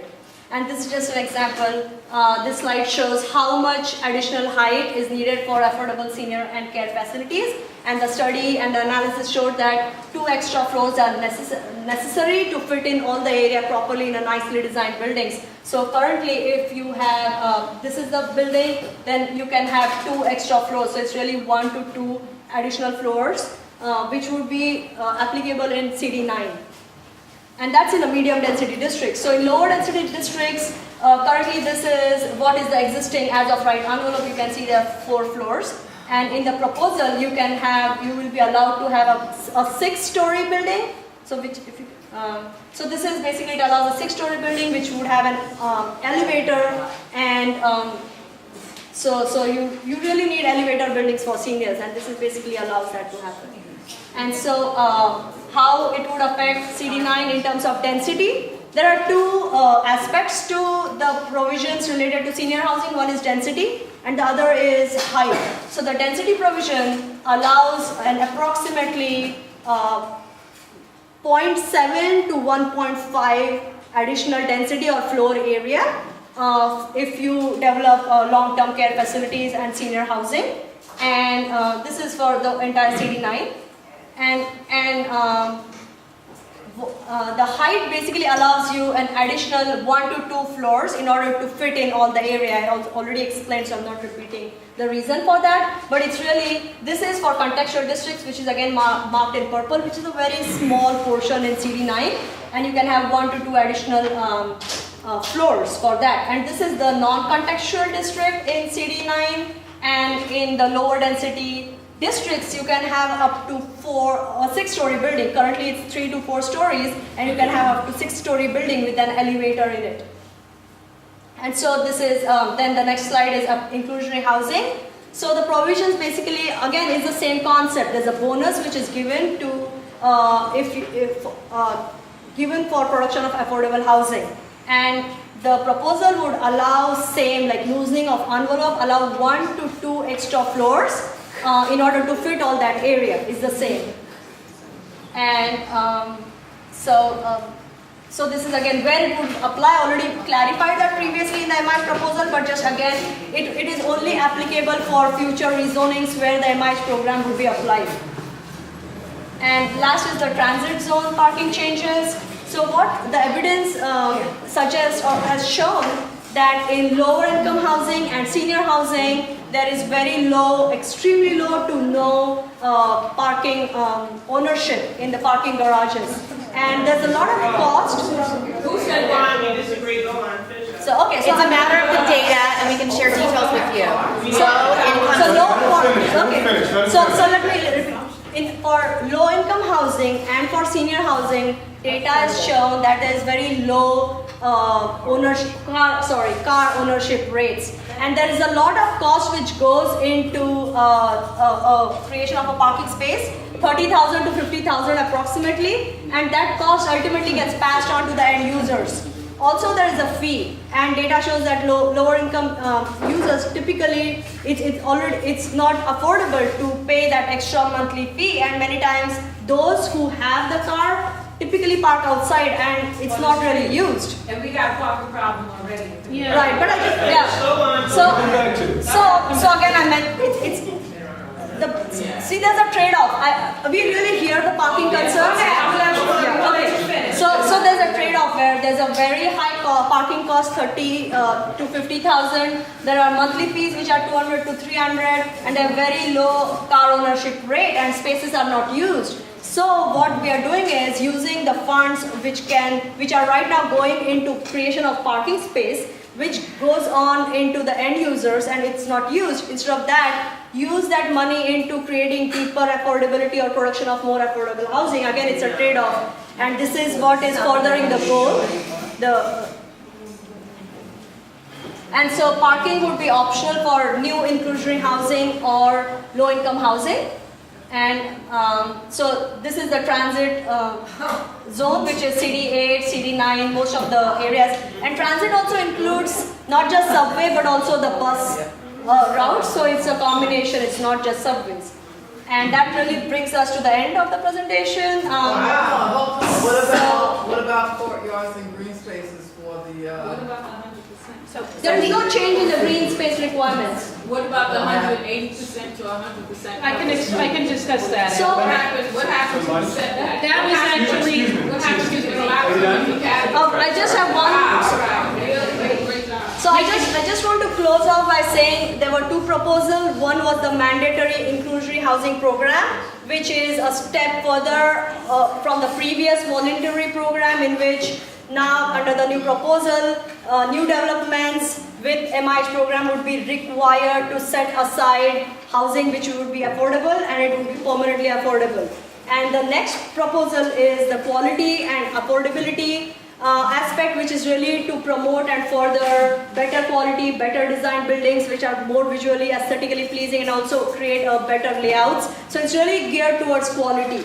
So I just want to put this in the big context. I do understand their concerns regarding parking and regarding height from this community, but I just want to reiterate that there is a housing crisis going. In the big picture, there's no option to do nothing. This is the best, a good faith attempt by the city. Just please to come up with a solution which really addresses the needs, affordable housing needs of the city, and also promote quality. So this is an attempt to have a proposal which also works and it meets the legal standards. So I just want to say that while it may not be as lower, or the affordability percentage is not 50%, which the analysis said is unfeasible, it's not sustainable, this is really a best balance of the goals and the market analysis and the private market. Ultimately, this is private property. The city cannot require or force private property owners to do something which is unlawful. So I just want to frame it in that big context. Wait, 1 minute, please. 1 minute, please. One more minute. So we want to answer your questions. We thank you for coming here. And we also thank you for your patience as we do our best to answer your questions as clearly as possible. Sometimes our answers will be a little bit complicated, but we really want to give you the full story. I also want to invite up our colleague from HPD up here because some of the questions that you have will probably be best answered by an affordable housing expert. So I just wanted to say that, and again, thank you ahead of time for your questions. We're going to do our best to answer them as fully and respectfully as possible, and I will hand it over to the committee chair. So the way the rest of this meeting is going to work is that the committee is going to ask their questions, and then we're going to go from there, because it's really a meeting for these folks to present to the committee, because we ultimately have to vote on it to make a recommendation to the board on which way they should vote, and then they're going to vote on the 24th. So the process from here, next week, the 17th, is the public hearing. These folks are going to come back, present again. So what I'd love for you folks to do is... Only the committee members can ask questions, yes or no? No, of course not. Okay. Of course not. Of course not. but it's a meeting, I want them to get their questions in, which may answer some of your questions. So let's go through that process. We're not in any rush, we're happy to stay here. And then if that doesn't happen, if they have those questions aren't answered, we'll open up to the floor one way or the other. Okay, is that fair? Who's that? You said they're gonna come back. Next week is a public hearing, so I'm hoping that 2 or 3 times the number of people come next week's public hearing, okay? That's the set, CB9 public hearing? the process, just so everyone's on the same page, the process, when a project goes into ULURP, the process is the community board has a 60-day window to review the process and go through the ULURP process. So part of that is having a public hearing where we invite the public to come in, hear the presentation, and ask questions. Right, okay? So, and then after that, the full board meets, and they vote on whether to accept it or not accept it. And so the timing on that is, next week is the public hearing, the 17th, the 24th is the board meeting, okay? So this directed to today is a committee meeting for these folks to present to the committee so that we can get a little bit more informed, in addition to hearing your questions right now after they're done. And then next week we'll hear the public again, and we'll deliberate after the meeting next week, and then we'll vote it up or down. So I understand that's okay. Okay? So I just want to say, as we said at the beginning, right, there's also a proposal out there, and we have also, that the proposal for the community, right? There's things like there are questions that we have, right? So there's a possible loophole onto the affordable. We're gonna get to So just so you have it here right now, and it's on the website, if it's not there tonight, it should be there already. The public hearing is next week, 7 o'clock at MS 61. So if you're associated with any organizations, email your group, tell them to come on out to hear what's going on. I would encourage you to go on their website, read about it. I would encourage you to go on, ask the committee members for their perspective. We put together a draft of our thoughts today, the ULURP committee, and you can hear how we're thinking about it to this point, and you can understand their presentation from their perspective. I'm going to go to questions. I don't want to waste your time. CB9 have an email list that we can sign up for yet? An email list, like a public email list? Yes, where you you send out notifications? You can email DK09 I've been trying to get on that for 2 years. So listen, I'm the chairman of the board. If you email tomorrow tonight, dk09@cb.nyc.gov, we'll add you to the residents' email. Did you get that address? No. DK09@cb.nyc.gov. Excuse me, you said the meeting is on the 17th? So, yeah, so next It's not the Tuesday. same night as the transportation meeting? I don't know. Tim, is that the same night as transportation? Yeah. Why would I have it the same night? You got to change that one, because we can't be, I can't be Yeah, it in can't be two two places. places. We have committee meetings that meet on the same night all the time. So- But can we get to, But that's the we'll try to address that later. That's the problem. Yeah, but That's the problem. Yeah, we'll try to address that later, okay? You're gonna have to make a choice which one's more. No, you don't have no. Folks, Mr. Tom, can we get our We have questions? 10 committees, there's no way they could all meet on a different. But yeah, Yeah, but but you you can't know when this important meeting was? They're both important. They're both important, but now it's dividing the community. Right. We I don't mean no I disrespect, understand. but there is a conflict of interest in terms of your Department of Transportation meeting and this Right. crucial Why would they meeting be on the equally same night? important, and you know that, Tim Thomas. You know that. So there needs to be some kind of I have a life and every. We all have Excuse me. I'm not changing my meeting It's time. not that it's part of the community. There are plenty of people who won't make it if I change it. Did you hear what My committee wants to meet on the third Wednesday of the month. Did you hear what he said about this meeting? Your meeting. That's why the community's divided. Excuse me. That's not the community. I don't mean any disrespect, but you can see why the community is divided. And you're not changing Tim. You're not changing the meeting for me. This is a crucial element with the community. Not the same night anyway. Sweetheart, your meeting is just as crucial. It's not the same night. It's not the same night. Well, you just said it was the 17th. You told me it was the same night. Oh, what meeting is it? 17th and 18th. It's on the 18th. He said the 17th. I cannot say the 17th. He said My meetings are on Wednesdays. Every month at the same time. Can we get this back control, please. We only have this room for a short time. So we have to get everyone's answers. Can we limit the interruptions on things that don't have to do with this presentation, please? Let's focus on this. We can discuss that later. But that And I will actually does discuss happen. that later. If that's the same night as this night. But it sounds like it's not. Okay. Now And it if it is, does, we'll but work it that's out. not what he said. And if it is, we'll work it out, okay? So I just said, never said the same. I want you to change the date for me now. Don't take it personal. I'm speaking on behalf of the community. Don't take it personal. The community is everybody. My group meets on the 18th It's of not your Wednesday. group, it's our group. folks, excuse me, can we get back to why we're here this evening? Please. We can let that go. So, questions? Let's start with. I have quite a few questions, and my first basic question is, why can't the city build?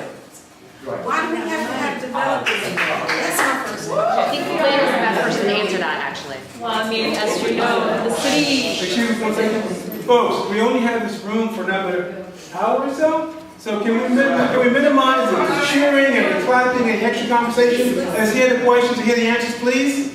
We're wasting our time. We don't have a lot of time. We have next week, and we vote next week, and after that, we have the board They meeting. don't want us to have a lot of time, they're gonna slam the whole thing, okay? So- In the 1670s, the city acquired a lot of land, but as you know, real estate in New York is at a premium, and we're inventory of city-owned land is much less than what it was.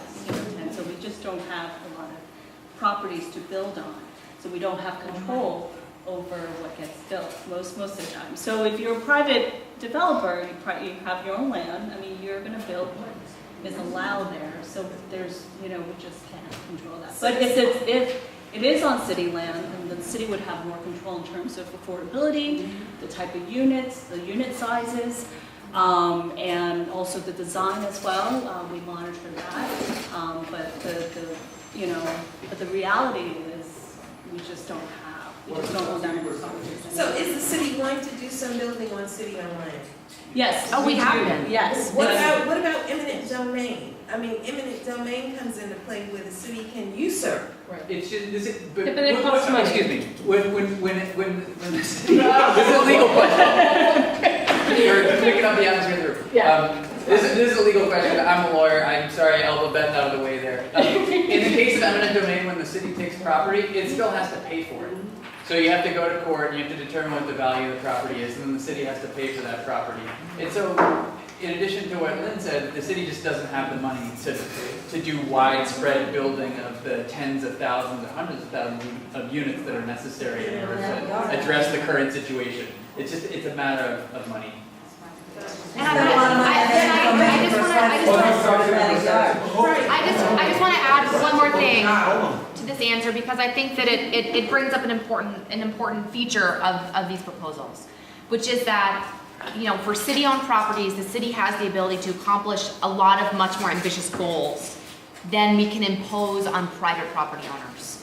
The Constitution of the United States protects property rights. We have the ability to regulate how the property is developed, and these proposals are the best that we could do through analysis of what was legal and what was feasible in terms of requiring Joe Smith, who owns a piece of property he wants to build.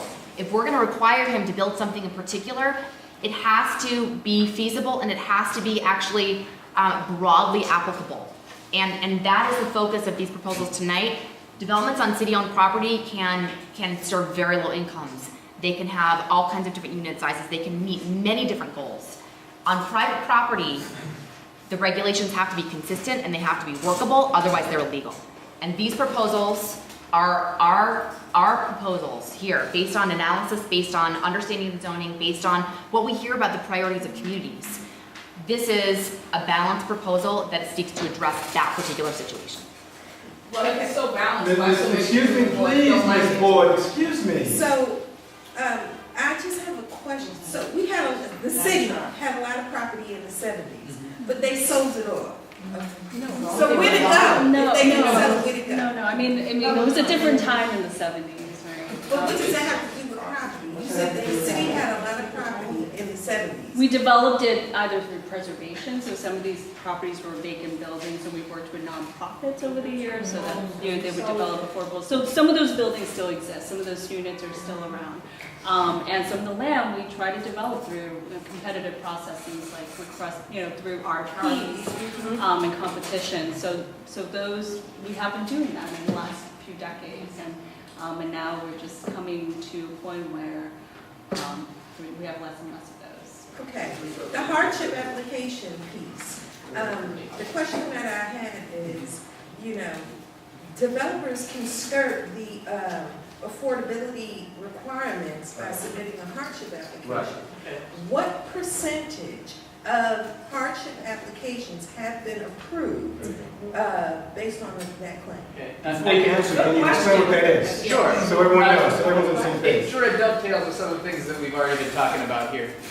In order for regulations generally to be, zoning regulations generally to be legal, they have to leave the property owner with the ability to realize some economic value for her property.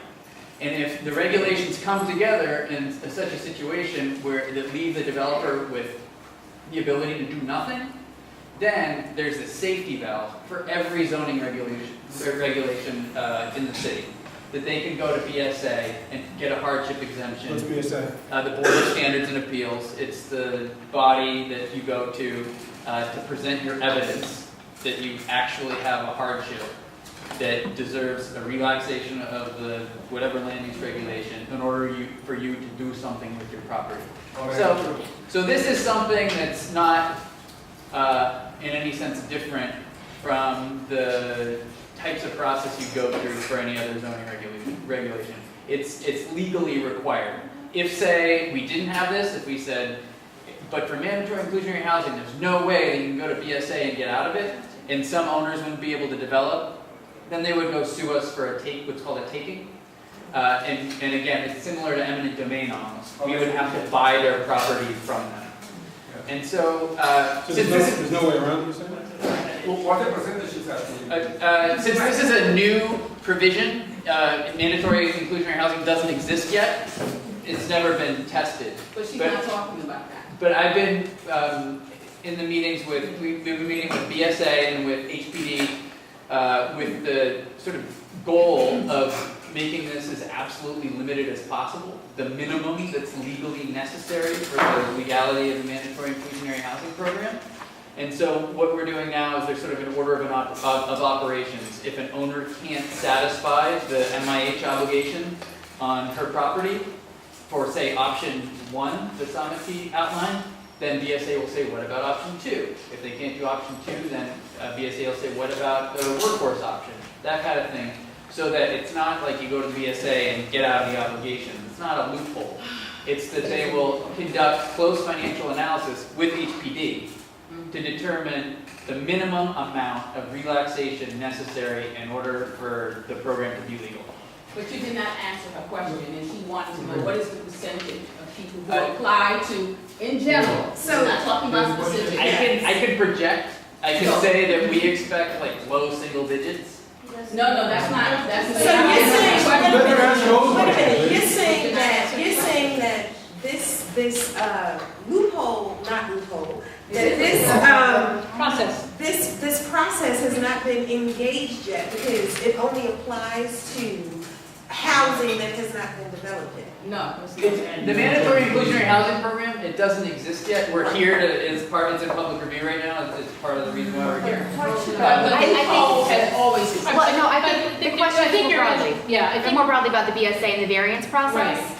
And correct me if I'm wrong, John, but the BSA here's applications for variances as well as some special permits. All of the records for the formal applications are online, but I do know that that a property owner can go and ask the BSA, do you think I would be eligible for a variance? And a lot of times the BSA will just tell them no, and so there won't be an application. So it is possible, we don't have the numbers here tonight, it is possible to see how many variance applications are approved by the BSA or not approved, but a lot of times, the application may not even get to the formal stage if staff tells them. They try to deter them from the From even. They say you've got a snowball chance. One You've got a more snowball point. chance, don't Yeah. bother, and One they more go point away, so. on that is that how often they're approved by the BSA depends a lot on whether a given provision has been written to be very loose or whether it's been written to be very strict. There are certain provisions where most people who go in can get them. There are others where very few people can get them. We're writing the mandatory inclusionary housing BSA special permit to be very strict as legally possible. Okay, so is there a certain percentage of profit that the owner must be able to see before they can make that application? The BSA does engage in that type of analysis. I don't know if Lynn has more to add here. When we conducted our financial analysis to test the feasibility of MIH, we used what's considered to be the bare minimum to enable somebody to develop, which is a 6% return on cost. I'm going to ask you one or two more questions. We have several other committee members. Okay, there was a question that I had on development of senior housing. I had read somewhere that there was supposed to be a mixture of housing, which included like nursing homes and substance abuse. Oh, no, then I would take this one. All right. So the mixture of housing was to acknowledge something called continuing care facilities. Everybody familiar with that term, continuing care facilities? Okay. So in the rest of the country, which is allowing this mixture up till now, there has been senior housing, that is regular market rate senior housing. My mother-in-law moved to Florida, moved into a senior development. The next stage in aging is that sometimes people move into assisted living. Assisted living is not officially acknowledged in New York City in the zoning. It's just a concept, and it is either regarded as residential, regular residential, even though a fair amount of space is devoted to care, certain kinds of care within the facility, including dining rooms and yeah, exactly. And then, of course, there are nursing homes. And what has happened in the rest of the country is that there has been proposals and developments of senior housing, market rate senior housing, which includes independent living, assisted living in the same building or in the same campus, and a nursing home. And that model is considered to be the equivalent of aging in place. In other words, you do not have to move across the country or to Florida or to anywhere else. You can stay in your independent housing, and then if you need more help, you either get the help or you move to the next floor where that help is provided, and then, of course, finally, sadly, a nursing home. But that is just the reality, and there are proposals in New York City to combine these three facilities into one. The complication in New York is that zoning is complicated. It is somewhat rigid, unintentionally rigid, and the rules for nursing homes come under community facilities.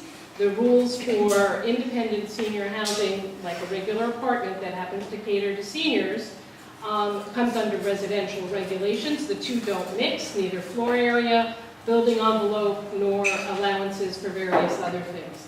So what this was attempting to do, and I hope I'm not being too zoning nerdy here, but was to try and make it possible for these kinds of developments to combine. And in the best of all possible worlds, it would be wonderful if we could do affordable versions of the same thing and also have them combined.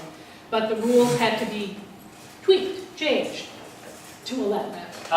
But drug treatment facilities, housing for the mentally ill are not included in any of these classifications, such as long-term care facilities, independent residences for seniors, and those are not in there, and this proposal doesn't affect those or enable those at all. The lady asked a question about the mixed use, and I wanted to point out an example of that we have in our district that is not going to be as glossy as what you said. We have an example on Maple Street that you've heard me talk about, that is across the street, right across the street from one of my friends, Denise Mann, who's in the back, one of my friends and my neighbors. It's across the street from her as well. And what it is it's mixed-use development, okay? And it's this mixed use that we talked about, it's around 60 units, and it's going to have It's proposal? What's? It's a proposal, or it is? No, they have the building permits. There's another side of the story that everybody should know about. The purpose of this, this is Office of Mental Health, which is the lead agency. This is not this agent, this is not this proposal then, this is something No, it completely does. separate. It caters to this because. No, it doesn't. If it's mental health, if it's Office of Mental Health, it's not included in DQA. It is. Okay. It is. It's directly. And I'll tell you why. Because it's in section 2242.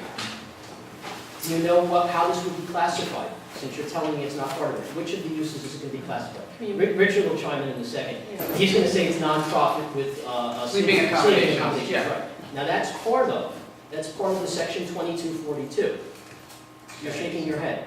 You're saying it is part of it. It's still not a use that's part of nonprofit for institution for sleeping accommodations for the Office of Mental Health. I respect your opinion. Let me say what I'm saying, and I'll make a comment, and then you can all decide. The mixed use which you brought up is going to build a facility which is going to have individuals who are coming out of psych wards who need help. It is specifically the seriously mentally ill and the seriously mentally ill who have drug addictions. You're going to have 50 units for them. And you're going to have 8 units of individuals who are senior citizens who are going to go in that same elevator, and they're going to be living in the same building. This is an 8-story building on Maple Street that's next to 2-story buildings. Okay?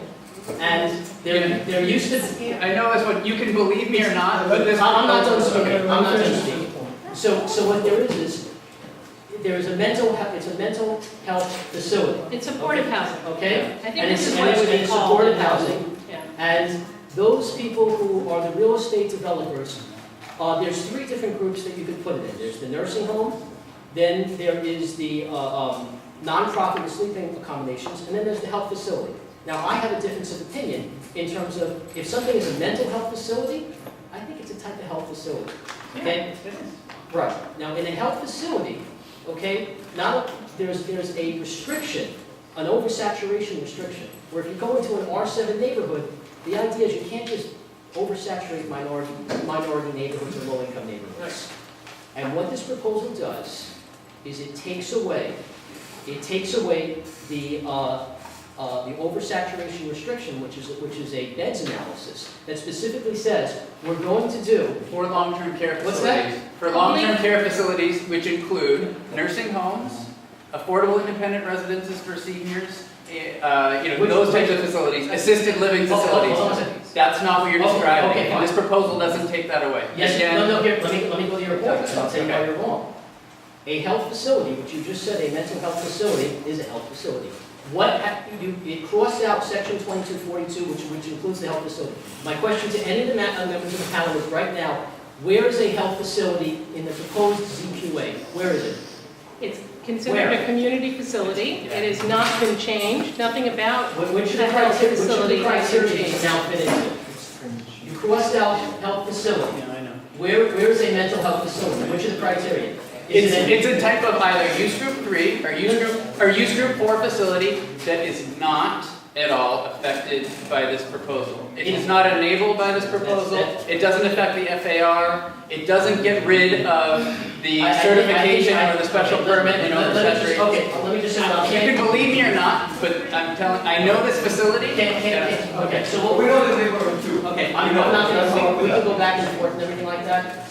And as Suki just mentioned, can we get an opinion? And my question after that was going to be something different. On that specific topic, since we brought it up now. I'm happy to look at it tomorrow if you want to. No. I'd like something from corporate counsel. Corporation counsel is not part of city planning. Council's office. You're the attorney for city? Okay. Yeah. Because I'll tell you very specifically, and everybody can look it up. You crossed out health facilities, health-related facilities. Yes, but they are not in a use group classification that is in any way affected by this proposal. Beth and I actually met with Department of Buildings about this very question. we spent a number of meetings trying to figure out, so this health-related facility, like, it's a use group 3 type of supported housing. Where is it? Is it nonprofits? No, they're actually classified as, It's under use group which 4. is hospital, they're classified as hospital and health and related facility or nonprofit. Let me say There are two different, excuse And me. one more thing, this is, you're talking about an existing proposal. We're talking about going forward.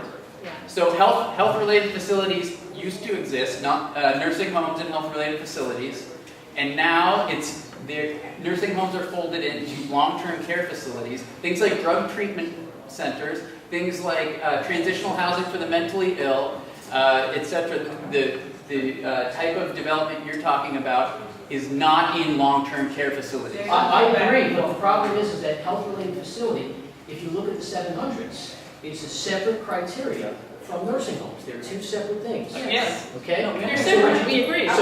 But that's state law as well, and we're talking about My point is, conservation. what I'd like is just an answer to the question, because this deals with a big policy issue, which in my opinion is that you are oversaturating minority communities with the disabled, and that's a segregation issue. And we haven't removed the certification and special permit for those types of facilities. We've only removed them for affordable independent residence for seniors, assisted living facilities, and long-term care facilities. And nursing homes, which are nursing. Yes, nursing homes will not exist in zoning anymore. They're folded into long-term care facilities. Well, I'll go with the question, but where is it specifically? Where is health-related facilities now?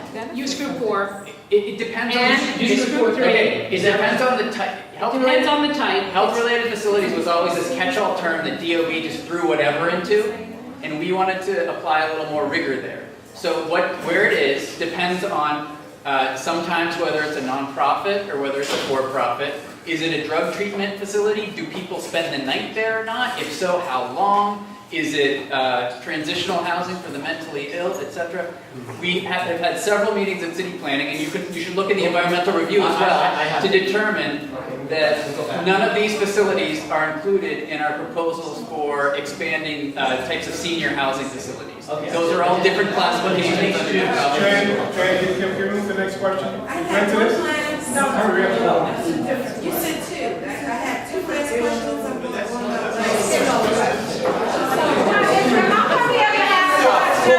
Hold on a second. Hold on one second. I think that my questions were interesting to everyone. So just one last question, and it has to do with the quality of life in the building. Okay, so you were discussing the quality of life changes, adding 5 feet and to be able to, create big windows and setbacks on higher floors. These new developments that we're talking about applying these quality of life changes to, will affordable housing units also be in those developments? Well, I want to be very clear. I want to be very clear. So the question was, will the quality aspect of the proposal that allows for bay windows, etc., will that apply to, will that include affordable housing? And the answer is that proposal applies to all the zoning districts, whether they be market rate or affordable or a mixture of the two. Okay, so affordable buildings will also be able to build higher quality according to those regulations, but even if a development is market rate, as allowed in areas where there's not mandatory inclusionary housing, they will also be able to create bay windows, et cetera, et cetera. Is there any reason to think that a developer would build affordable? Does that answer your question? That answers my question. I mean, does that also mean that if a developer builds that kind of building and they are required to do the 30-70, 20-80 split, that they can then turn around and put that 20% of people in a whole other building that doesn't have those features?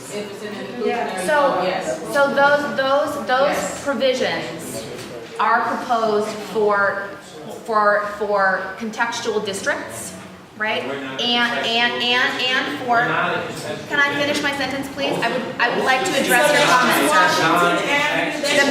The map that Monty showed was for 5 extra feet for contextual districts, which is this very small portion of community district 9, and for developments in R6 districts on wide streets which is additional areas of the district. And remember, in the areas where this additional height that allows for this flexibility would not apply, the existing regulations would be in place, just as they are today. Okay, just one more point. Excuse me, can I just finish the question? In non-contextual districts, there's also the quality housing option that's very much like the contextual district. And so everything that Samati described that applies to contextual will apply within CB9 when developers develop under the quality housing option. And there are several incentives to do that, and so developers tend to do that today. But what's happening in the non-contextual district is that the buildings that are happening there don't conform to the community that's there. So the problem is that you're having builders just build whatever they want to build, but you talk to us about a quality standard, but that quality standard only impacts a small percentage of this district. So the question is, why should this district say yes to a plan that doesn't impact it significantly when the majority of our buildings are non-protected areas? No, we're allowed to clap. Okay, so that's actually an excellent question, right? Because what we're presenting today is one proposal that mandatory inclusionary housing, which will not apply until there's some kind of rezoning here. We're also presenting the quality for the zoning for quality and affordability, which applies in some areas but not others, depending on the zoning district, right? So what we're proposing here is to make sure that the zoning toolbox has better tools in it. We know also that this community district has been in conversations. People in this room, I'm sure, are very well aware of conversations about doing a rezoning study in this area. If that happens, and these proposals are approved, the tools that will be at your disposal for selecting the appropriate zoning for your neighborhood will be better tools. Okay? So even though, well, hold on. Even though some of these tools will not apply as widely as you may prefer in this area now, it means that in the future, when there are zoning changes, you'll have better tools to use. And I think it's worth considering them seriously as you're doing. And also, just to finish answering that question, we find in most districts, most development, even non-contextual districts, most development proceeds under the quality housing option, which is like the contextual districts.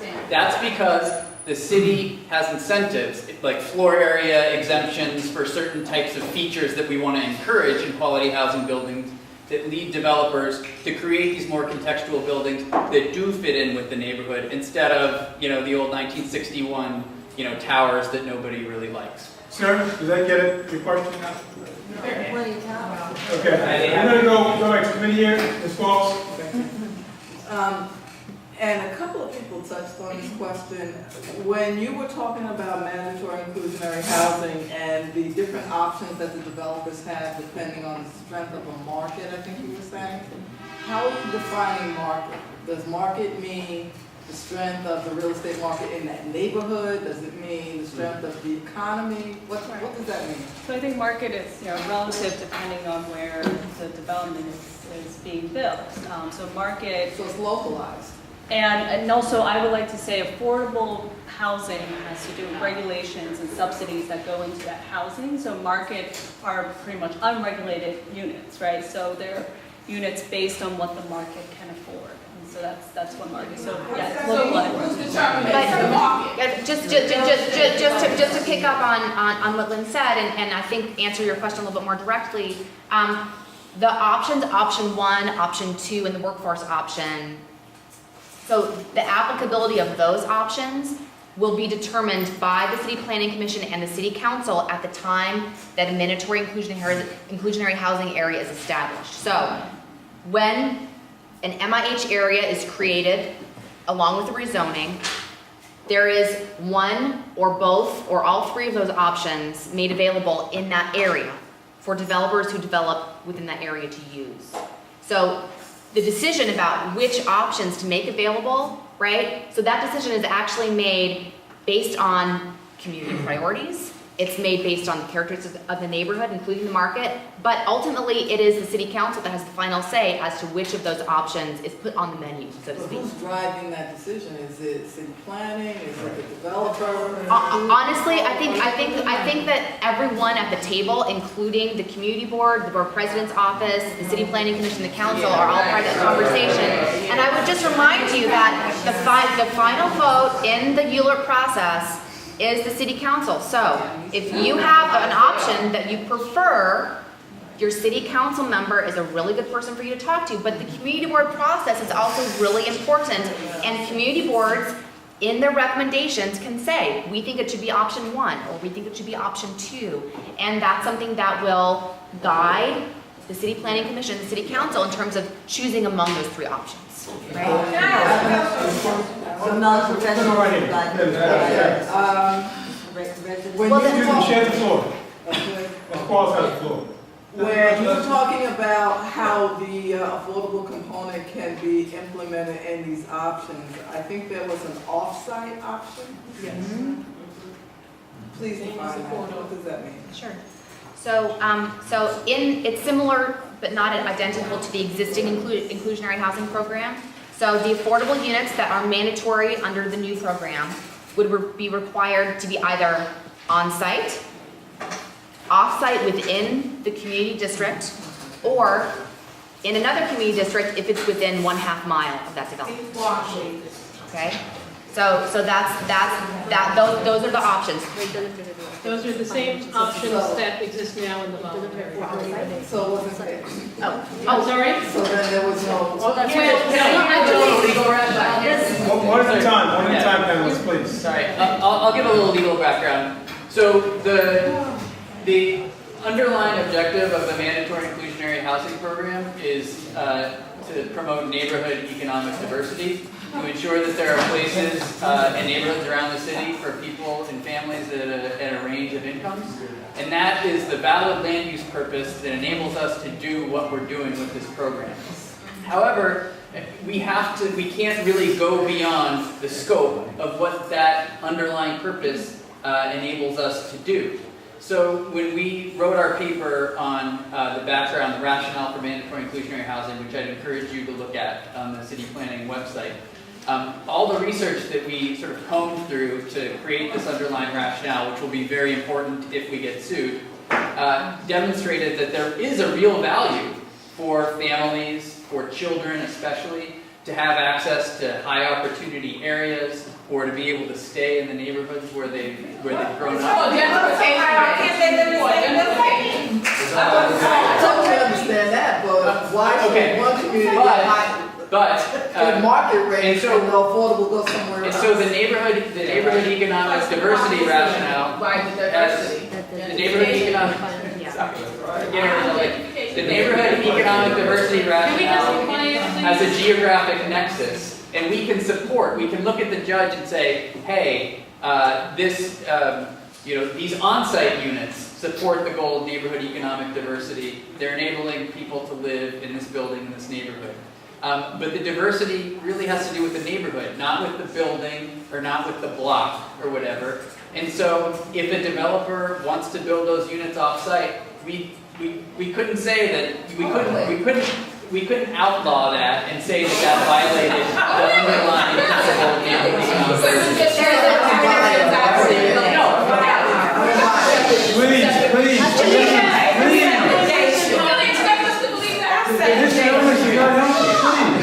Actually, just in our experience, this entire, there is something which is called 421A exclusionary area. So what that means is if a developer chooses the off-site option, he or she loses the financial subsidies or the 421A tax benefits. So our experience shows that developers choose to do it on site in order to get the financial tax incentives. But that's a very strong incentive, and our experience is they choose to take the, I mean, at least in my experience, all the time I'm here, every time there's an application which has come in, affordable housing has always been on site to take advantage of the 421A tax credits. It's very strong incentive. No, you're quite right about the Cadman Library.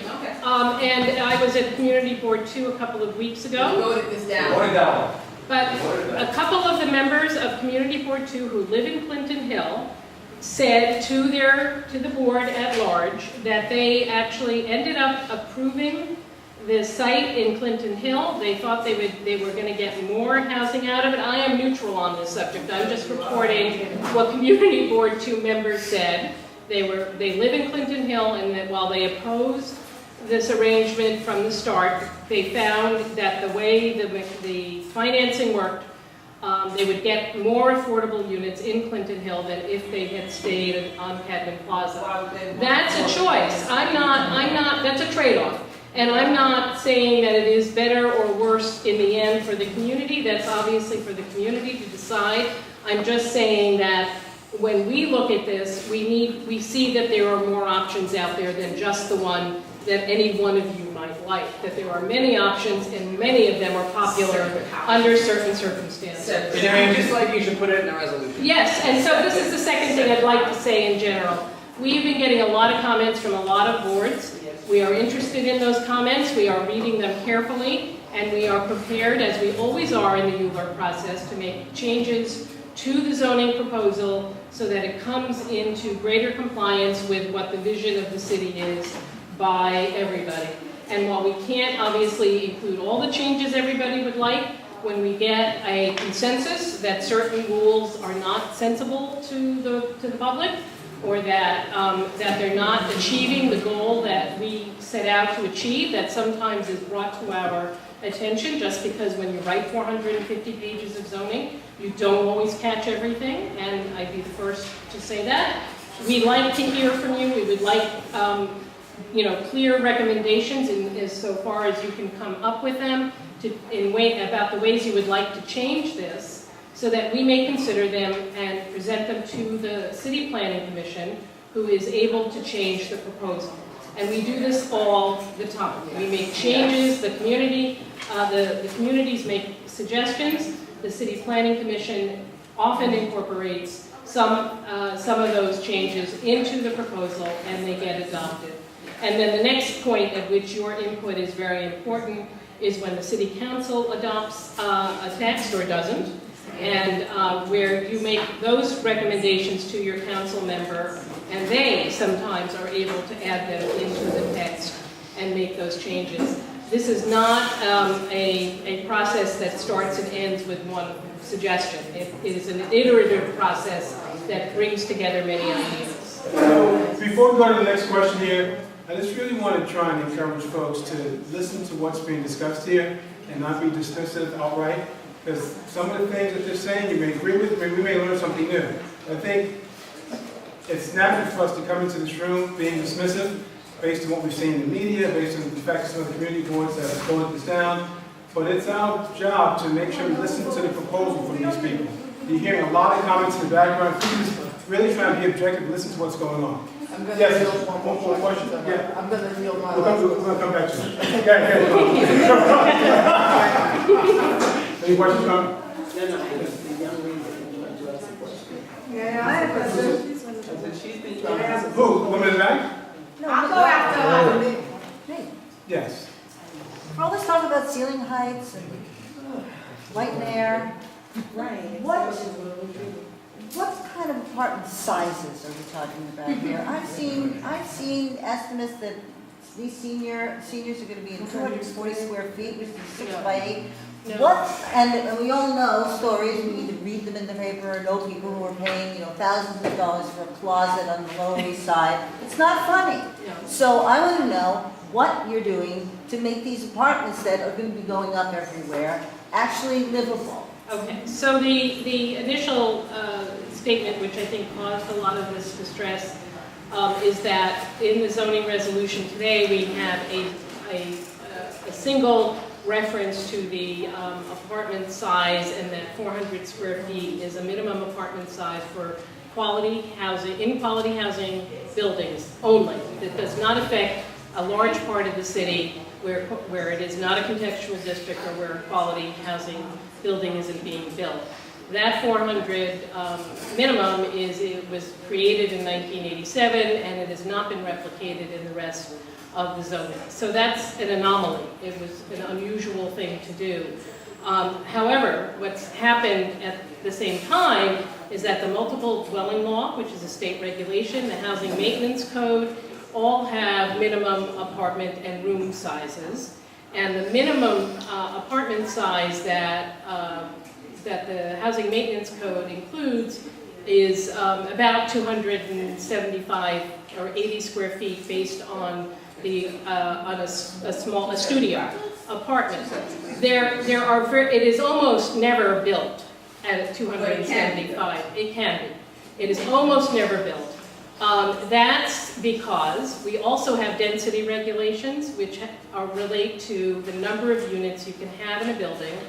It is a calculation that creates an average, which is dividing the amount of floor area you can have on the building by a factor, and that creates a certain number of units in the building. And that number of units in the building is an average. And the idea there, which goes back to 1961, is that you would have a mix. You would have a certain number of studio apartments, a certain number of 1 bedrooms, 2 bedrooms, and 3 bedrooms. And that density factor isn't getting smaller, or however you would describe that. That's staying the same. No, that's not true. It is increasing with the R7s and the R8s. Well, Please don't lie. No, that's right. It isn't getting, I said smaller. That's, there is a change in the R7 and R8s. It's actually in the R9s and R10s to make them all match, because there was no particular reason to have a different density factor in the higher density districts than the lower density districts. And we're actually quite puzzled as to why that was done in 1961, although we all done have to make opinions. The apartments bigger in bigger buildings. Well, that's the more what apartments you we're have in bigger buildings, right. The less density. But there now are you're very going to few. increase density by making the apartment sizes smaller, and you're giving the option to the developers to make the choice about what size they can build. Now, guess what size they're going to build the senior citizen size? 275, because that's the legal minimum that they can build. And guess what the luxury buildings are going to be? Really? It's not rocket science here. It is rocket science. It isn't rocket science. Excuse me? Can I finish my answer? Can I? Very much.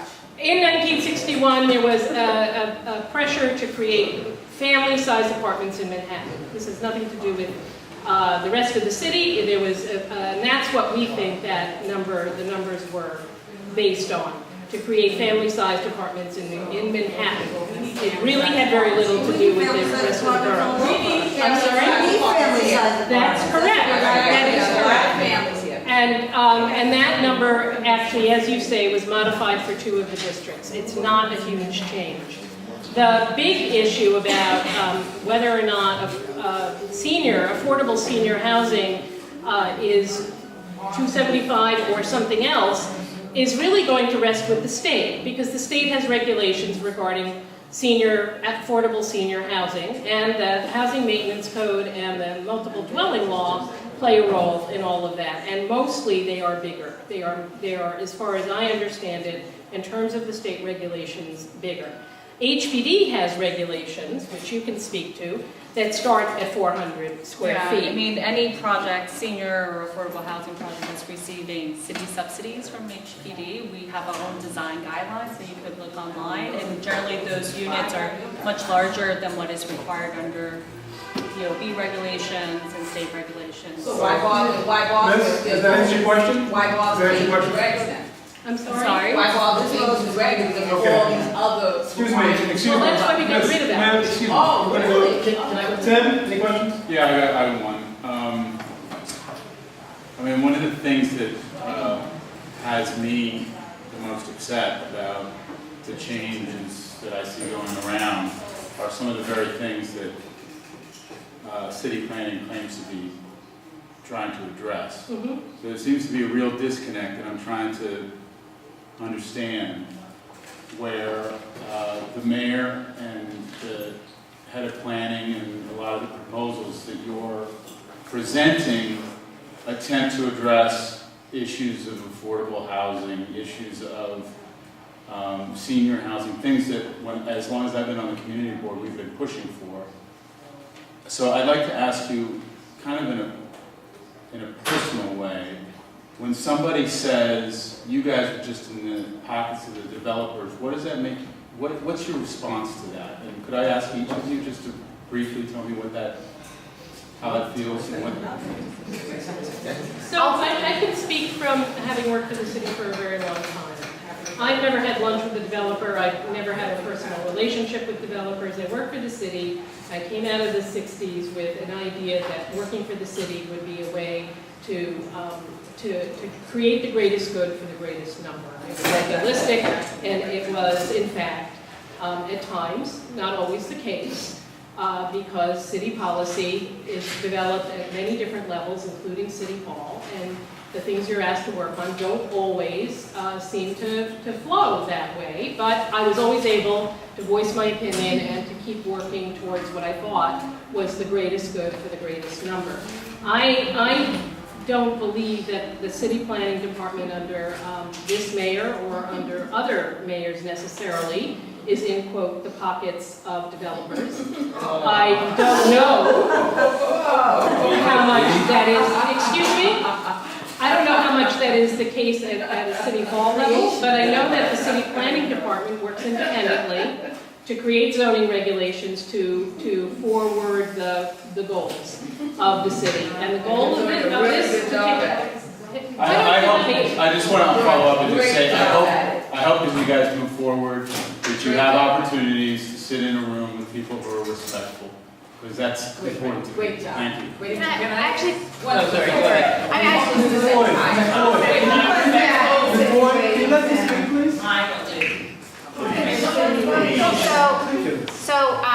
I would just want to make two short comments, right?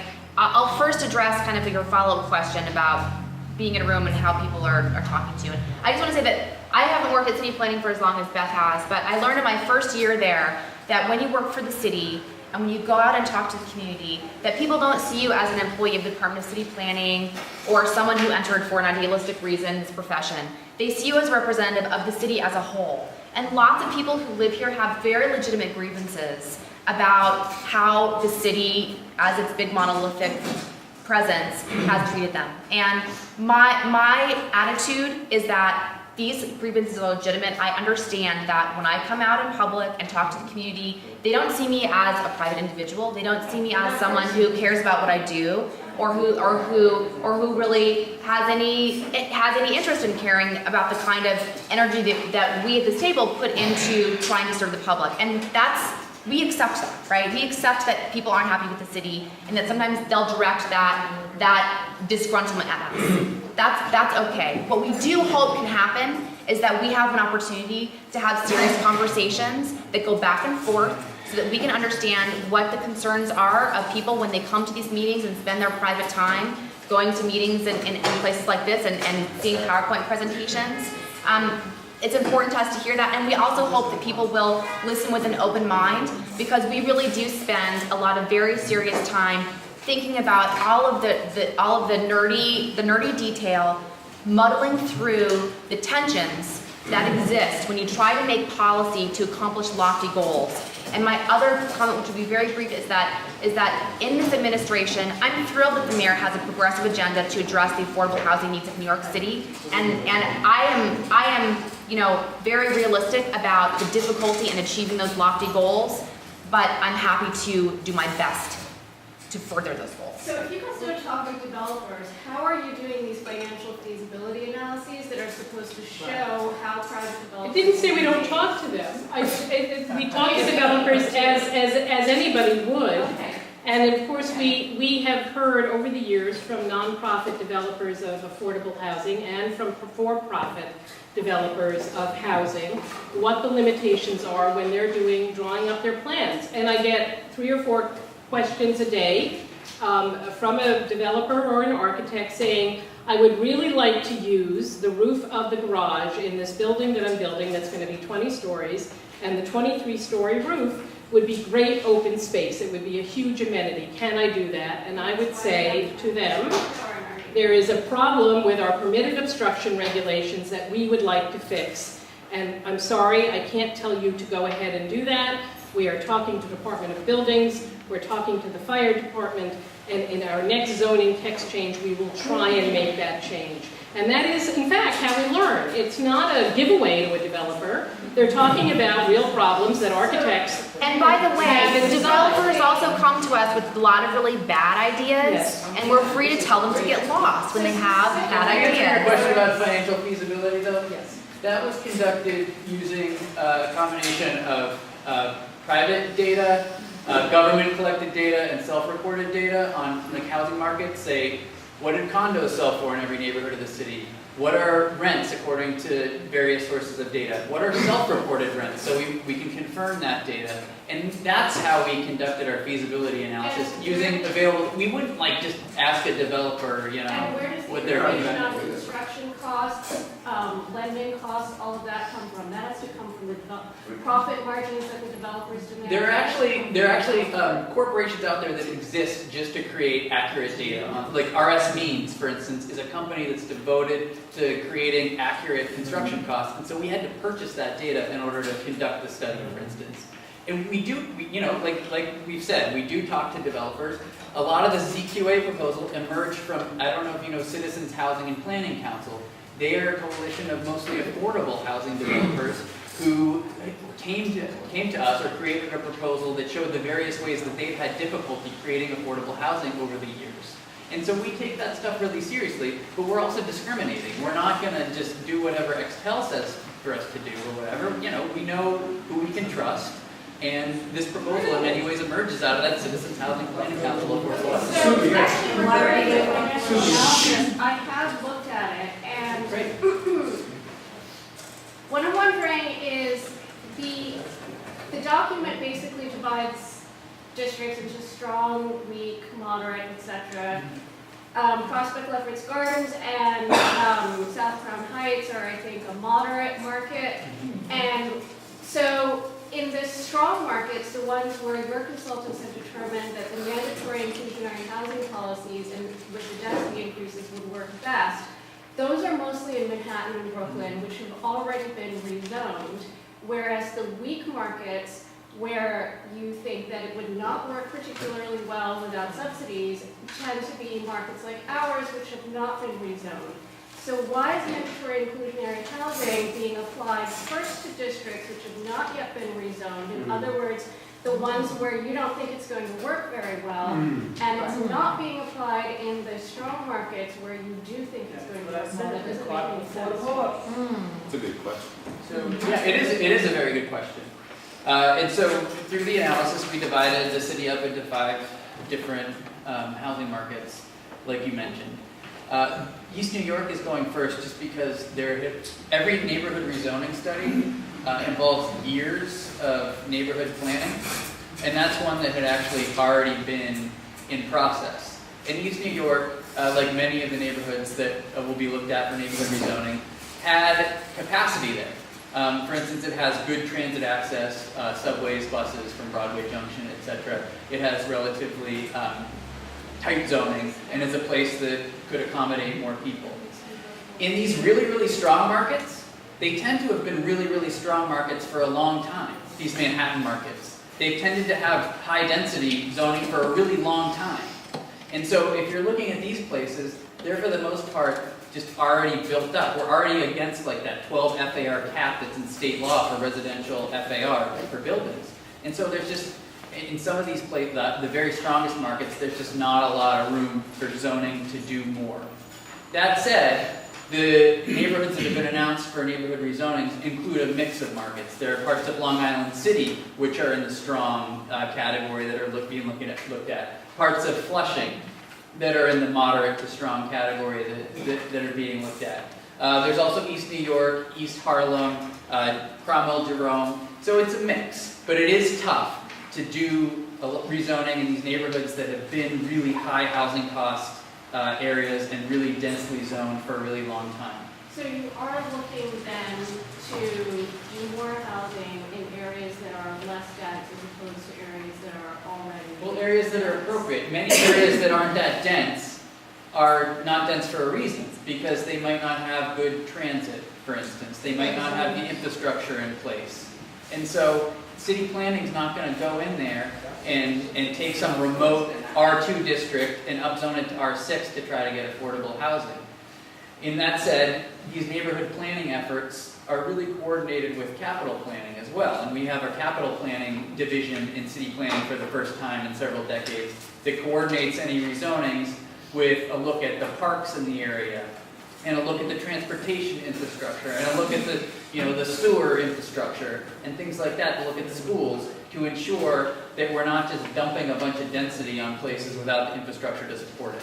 And isn't East New York opposed to Suki, are you done? Isn't East New York Suki, are you done? opposed to the inclusionary zone?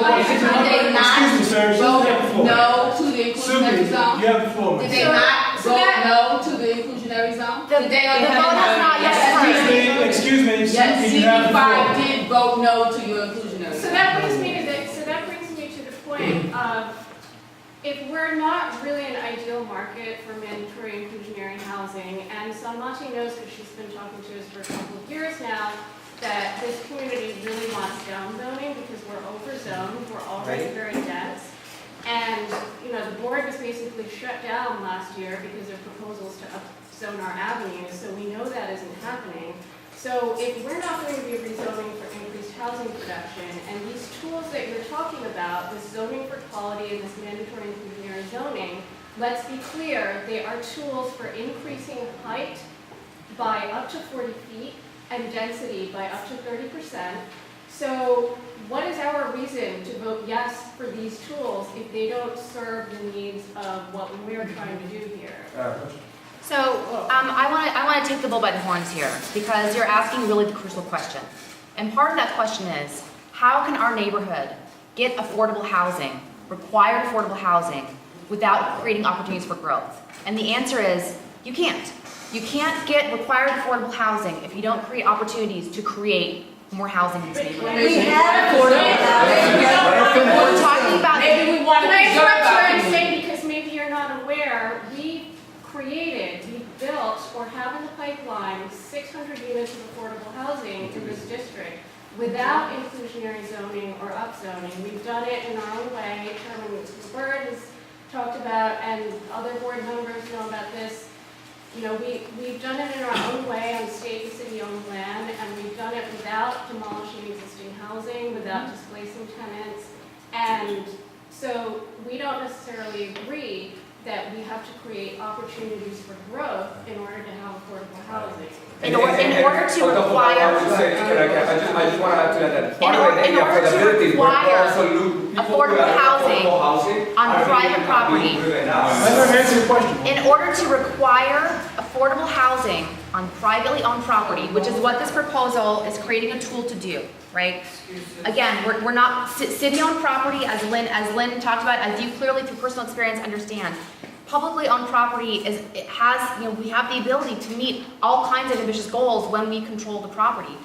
This proposal is for private property, right? For anyone who owns property to develop and have that affordable housing be a required part of the development. This tool cannot be applied if we don't create opportunities for growth, right? So absolutely, I agree, there are other ways to get affordable housing, particularly on publicly owned property, but they are limited. And in terms of what the community wants, the goals of this community in terms of affordable housing. What does opportunity for growth mean? I mean, just. It means. Wait, hold on a second. Just explain to me, hold on. I want to understand, there's so much lingo, it's just flying off the walls in here. I want to understand, and my English is pretty good. I want to understand exactly what you mean when you say opportunities for growth. Okay. Who are you, growth for who? Who are you talking about exactly? Okay, when we talk about mapping a mandatory inclusionary housing area, we are talking about an upzoning. If a community doesn't agree, this is direct, we are talking about an upzoning. There are parts of the city where upzonings are appropriate. Those are the neighborhood studies that we are looking at.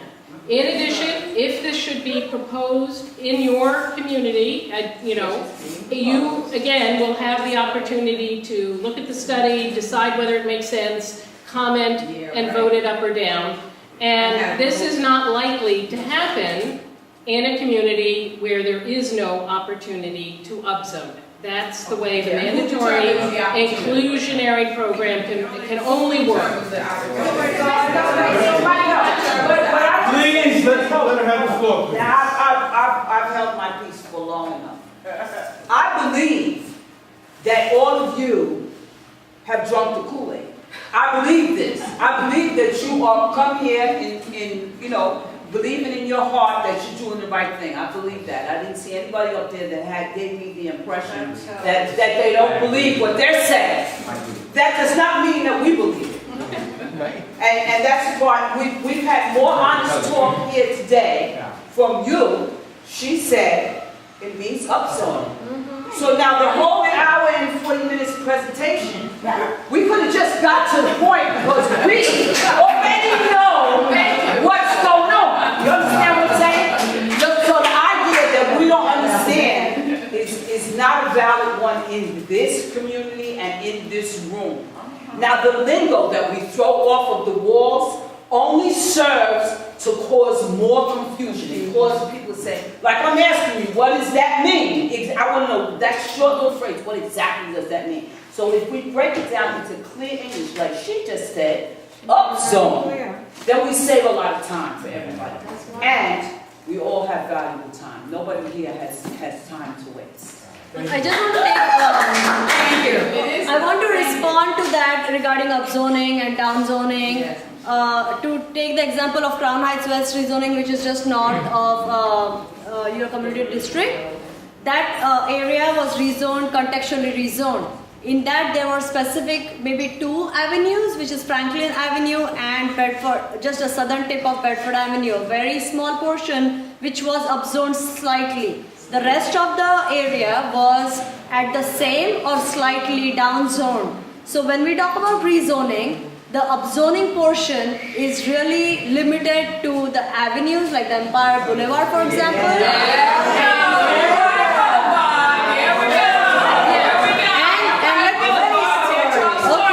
And let me finish. The side residential streets are usually they are at the same, mapped at the same density. So when we say contextual rezoning, it is not a broad brush upzoning. It's really targeted areas which have mass transit and which are wide streets, for example, and the rest of it is more or less at the same. We understand that your interest in this neighborhood is primarily focused on Empire Boulevard. We understand that. This neighborhood tried for 3 administrations to get down zone. When all the other, dare I say, white park-facing neighborhoods in around Prospect Park were down zone, this neighborhood was rolled over and over again. City planning had no time, city planning had no money, city planning blah blah blah, and then all of a sudden when the market went flying, all of a sudden we had a meeting at Thank you. Can you respond to that? Yeah, actually, it was in response to community board request. It was in response to meetings from community organizations. Suki,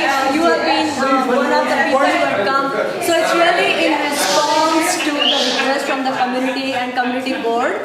So I would just like to say it's not been a question of us coming in and trying to want to observe the fire. It's really been in response to community. Excuse me, we have a question from Dr. Frederick.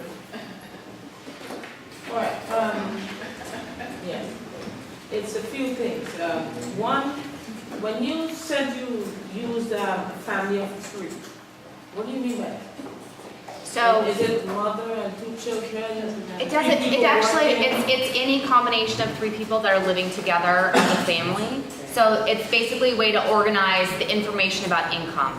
So the information about income that measures how much different types of households in the area have as income. You look at the number of people as a way to adjust for those numbers. Do you realize that if you have in this area a mother and 2 children, even with your affordable housing, quote unquote, they can't remain here. We do understand that. Can I hit it with the MIH? So the option 1 is 25% and 60% AMI, option 2, 30%, 80% AMI. Those are just averages. And so, especially in conjunction with 421A, we expect every single development will have a skew in the rents. that will go between 30 or 40% AMI up to 120 or 130% AMI, which is the cap. And so every development, MIH development would create units for people at a range of income stretching down to, $20,000 a year for a family of 3.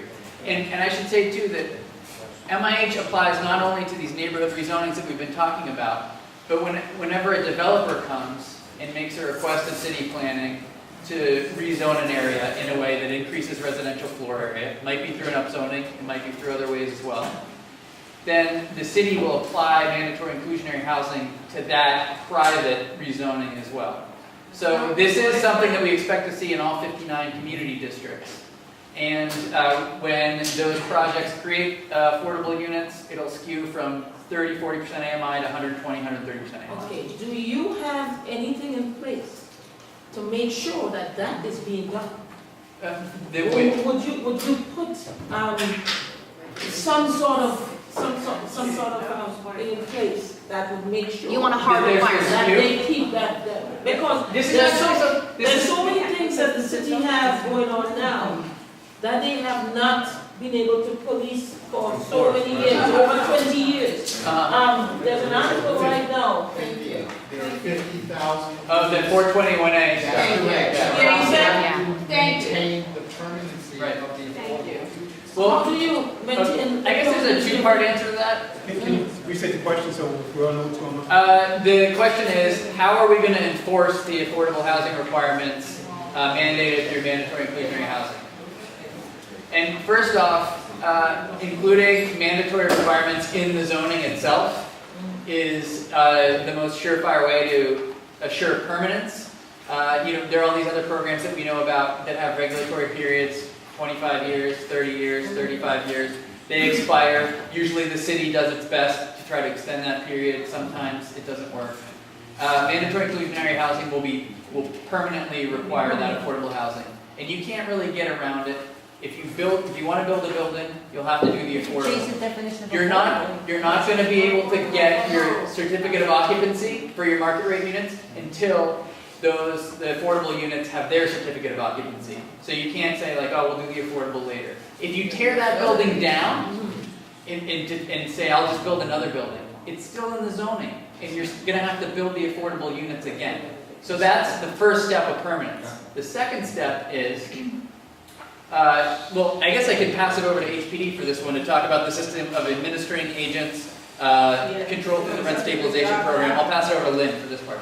HPD is the enforcement agency. So in addition to having regulatory restrictions on the land, so you can't get away with not providing those units. HPD does go out and monitor to make sure. But you have 50,000 units. HPD doesn't administer 421A.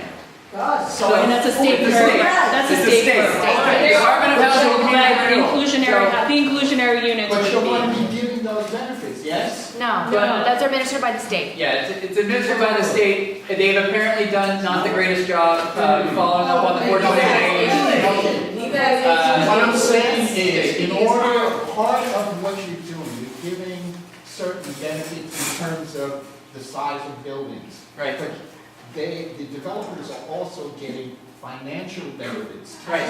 How much? You are not monitoring the benefits that you're giving. That's right. So therefore, the landlords can raise their rents without you knowing about it unless it's Not in the inclusionary units. How so? How? Explain. Okay, so there is a multi-level system of administration and enforcement for these units. First of all, there are a system of administering agents that have to report every year on the status of those units. Are they affordable? Is there a qualifying family in them? Every year they report to HPD. If they're not affordable, HPD knows it immediately, and we're right now passing a local law to impose a system of fines that can turn into liens. Stop. Liens that can Stop. I've had enough of your polls. You said that you have been in the city long enough. I'm giving you all the respect. You have been in the city long enough. But I'm just saying this. I'm not talking to you. You're not. You're going to deal with me. All I'm just saying saying here to you, ma'am, you said you have been in the city long enough. I am rolling back the times a little bit now. I'm talking from the early 80s, and I'm referring to 320 Sterling Street. I am addressing this lady because she must not, I could still see the milk in her face, so she wasn't even around during the time of HPD. You understand me? So I know pretty well when every time they come and talk about HPD, I want to bring in Pre, who is the what do I call it, the Attorney General or whatever it is, the District Attorney. I want to bring him in to deal with HPD because I know HPD comes around and tells all the tenants in buildings. And before you all come up with all your grandiose ideas, we were wrong in the early 80s. And in the early 80s, HPD claimed when the Tenants Association take their building from nothing and they do X, Y, and Z, they will work along with them.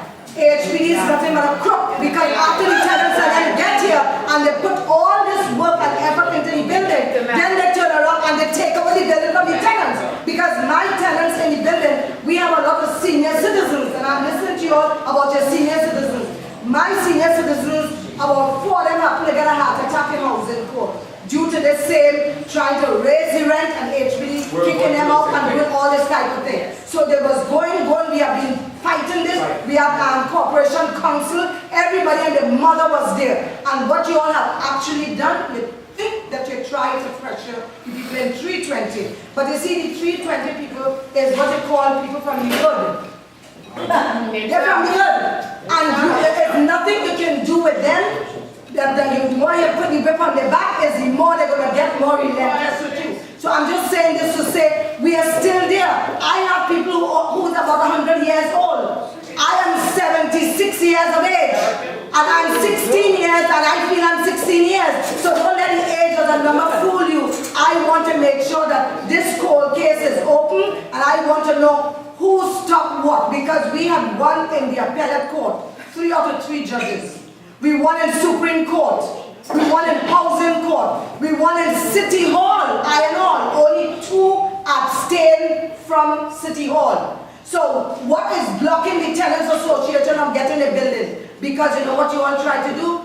You roll back the rents. Senior citizens now have to pay triple the amount of rent, they don't have it. So you know what you're doing now? Gentrification. So I'm out here at war. I'm out here at war with you guys because people who live in the hood, we have people who now come in to live in the hood, would not have come to live in the hood. You're trying to push them out and it's not going to happen. So what we want to do, we're not getting here to rush you. We don't want this storybook story. We want that at least before I go to my grave, people have their children and their grandchildren, they must be able to respect them. We did what you call MCI, Major Capital Improvement. We did the roof, we did return lines, we did the boiler, we did all these things that we have done at 320 Sterling Street. And you would think that we got any money from city, state and federal funding? Hell to the no. We got not a cent because Judge Ira Huckabee, when they did a movie with us called The Super with Joe Pesci, that's us at our building. You understand me? And I'm just saying this to say that when you're going to the courtroom now, the judges are bought, the lawyers are selling artists. Whoever gives the lawyers more money, they're selling you out because they have your case, and they have 2 of them who have sort of any kind of class or towards to say, well, listen, I am working with the tenants, but if somebody give them higher money, they're selling out the tenants, and this is all the bull that is going on. So when we look and see many people get here that was living for 14 years in an apartment, and they've gone under the basement to sleep, or they're going in the park to sleep, you go tell me that we're not going to fight?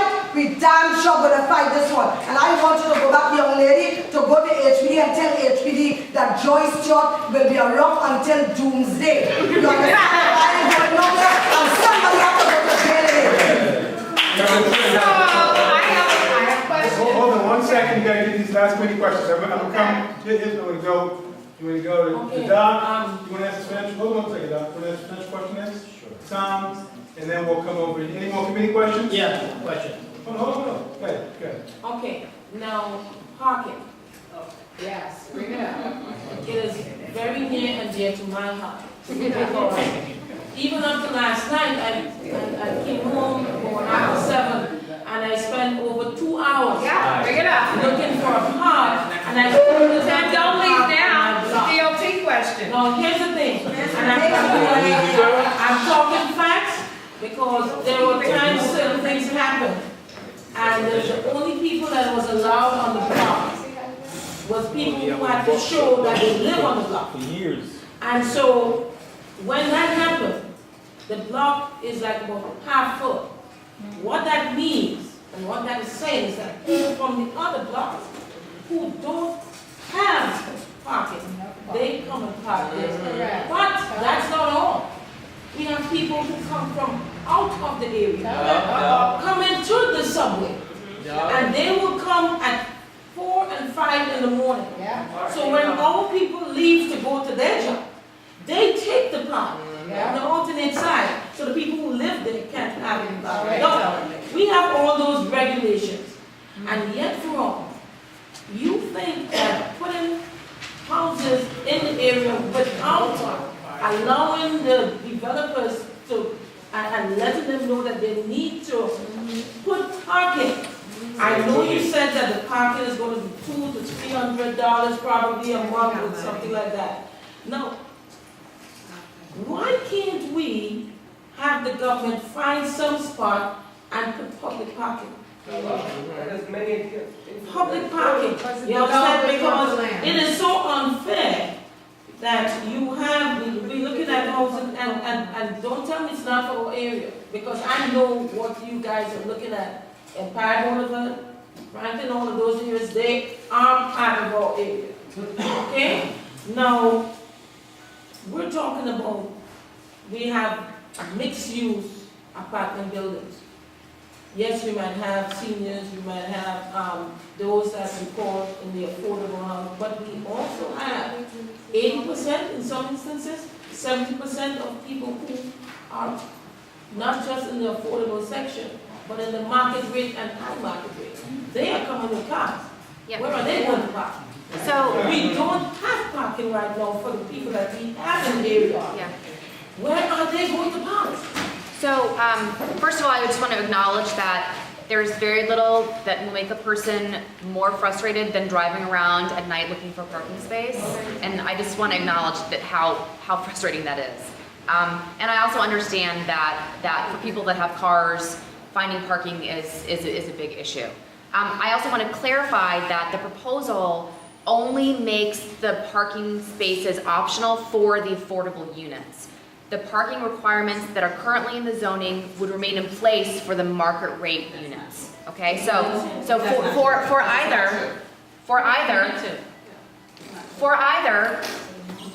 a regular market rate development, there's no change to the parking regulations that's proposed. Okay. That's not true. Hang on. That's not true. Can I please finish? There is no change to parking requirements for market rate developments that's proposed here. For buildings that include affordable units, the parking spaces for the affordable units would be optional. In addition, a building that has a mix of uses could apply. I think it's an authorization. No, it's a special permit. It's a special permit. Excuse me, it's a special permit in order to have some relief in those required parking regulations. Okay, which is a discretionary action. They have to go through a discretionary process and make their case, right? You know what? You can call it a loophole. What it is an application they can make. It is subject to approval by the city planning committee, excuse me, by the BSA, and they have to make their case. Okay, it's not something. It's not something. And resources and money. It's worth it if you have to. And there is no BSA special permit available to waive parking for market rate buildings. Right. Only buildings that include the affordable units.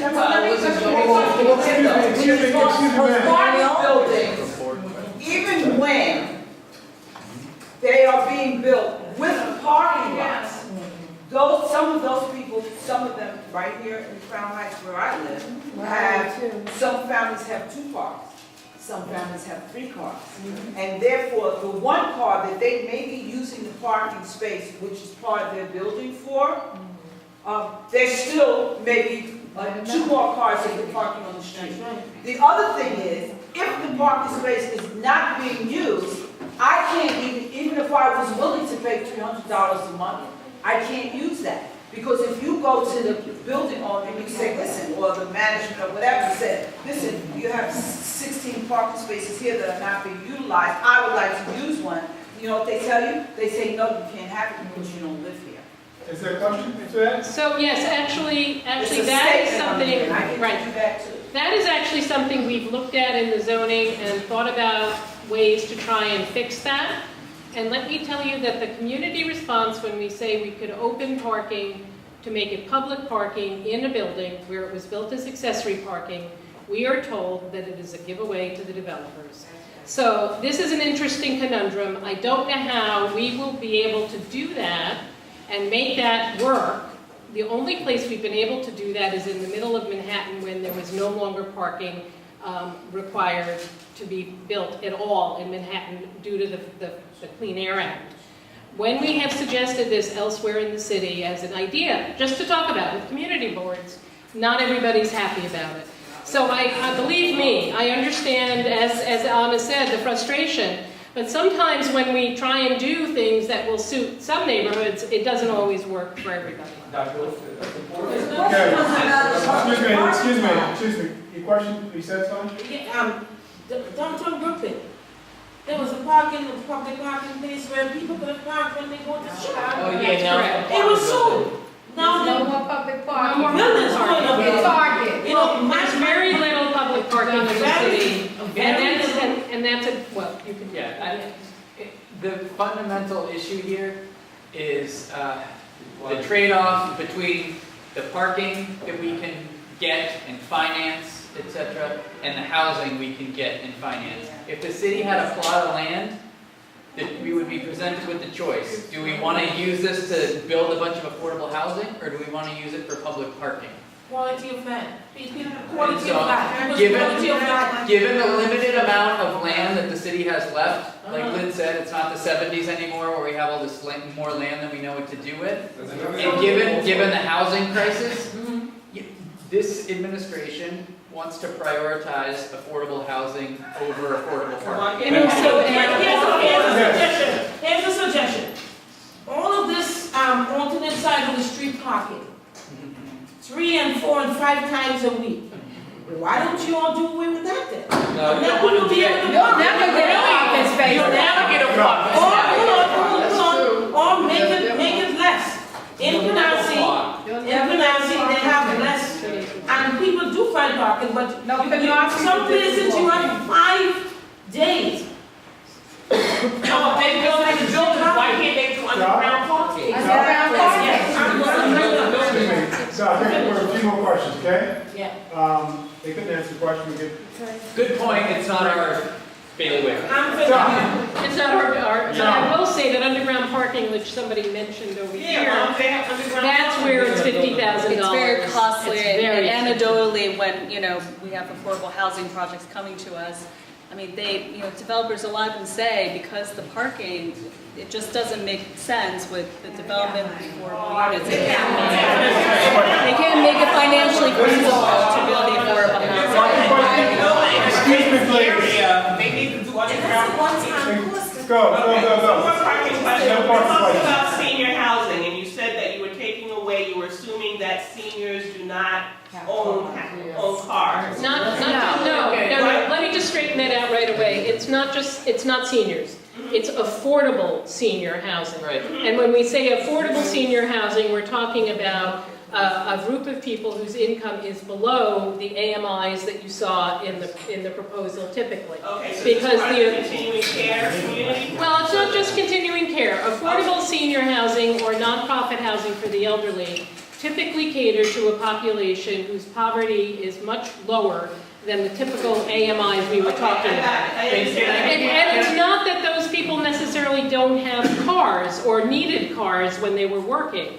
It's that when they move into an affordable housing for seniors, and that development is near subways and buses, then what we have said is that the developer is not required to provide parking. Not that he can't, he can, or she, whoever is developing it, can provide parking. But we are not requiring it because we did not want to make the trade-off that John was just talking And about. also, this was based on. She hasn't answered my question. Should I finish answering your question though? She hasn't answered. No, the last question that you asked. Okay, sure, go ahead. I have something that would be relevant to It's your not so question. much related to the senior, Okay. it's related to the people that need to support that senior.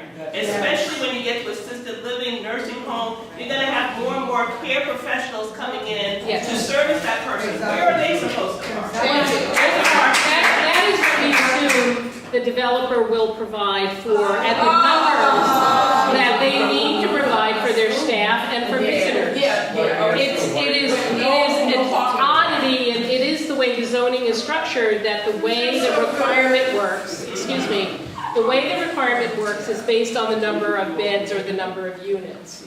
The developer builds in to that the number of people he wants to provide parking for in terms of visitors, vans coming by to stop in front of the building, all of the usual services, including their staff, if they have staff coming to those facilities. Let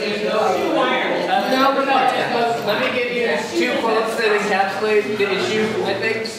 And some people here have heard me say this multiple times, but I think it's a good pithy quote about it. That the woman who administers Catholic Charities, 50 sort of senior developments around the city, said, we have hundreds and hundreds of seniors on the waiting list for housing. We have hundreds of seniors on the waiting list for community gardens, and we have 0 people on the waiting list for parking. We asked those same developers, who's using those parking? Do people come and visit? Do people drive to the place? And this is just underutilized parking. This was based on a comprehensive study of actual DMV data, cross-referenced with census data on car ownership, down to the address level. In New York? In New York.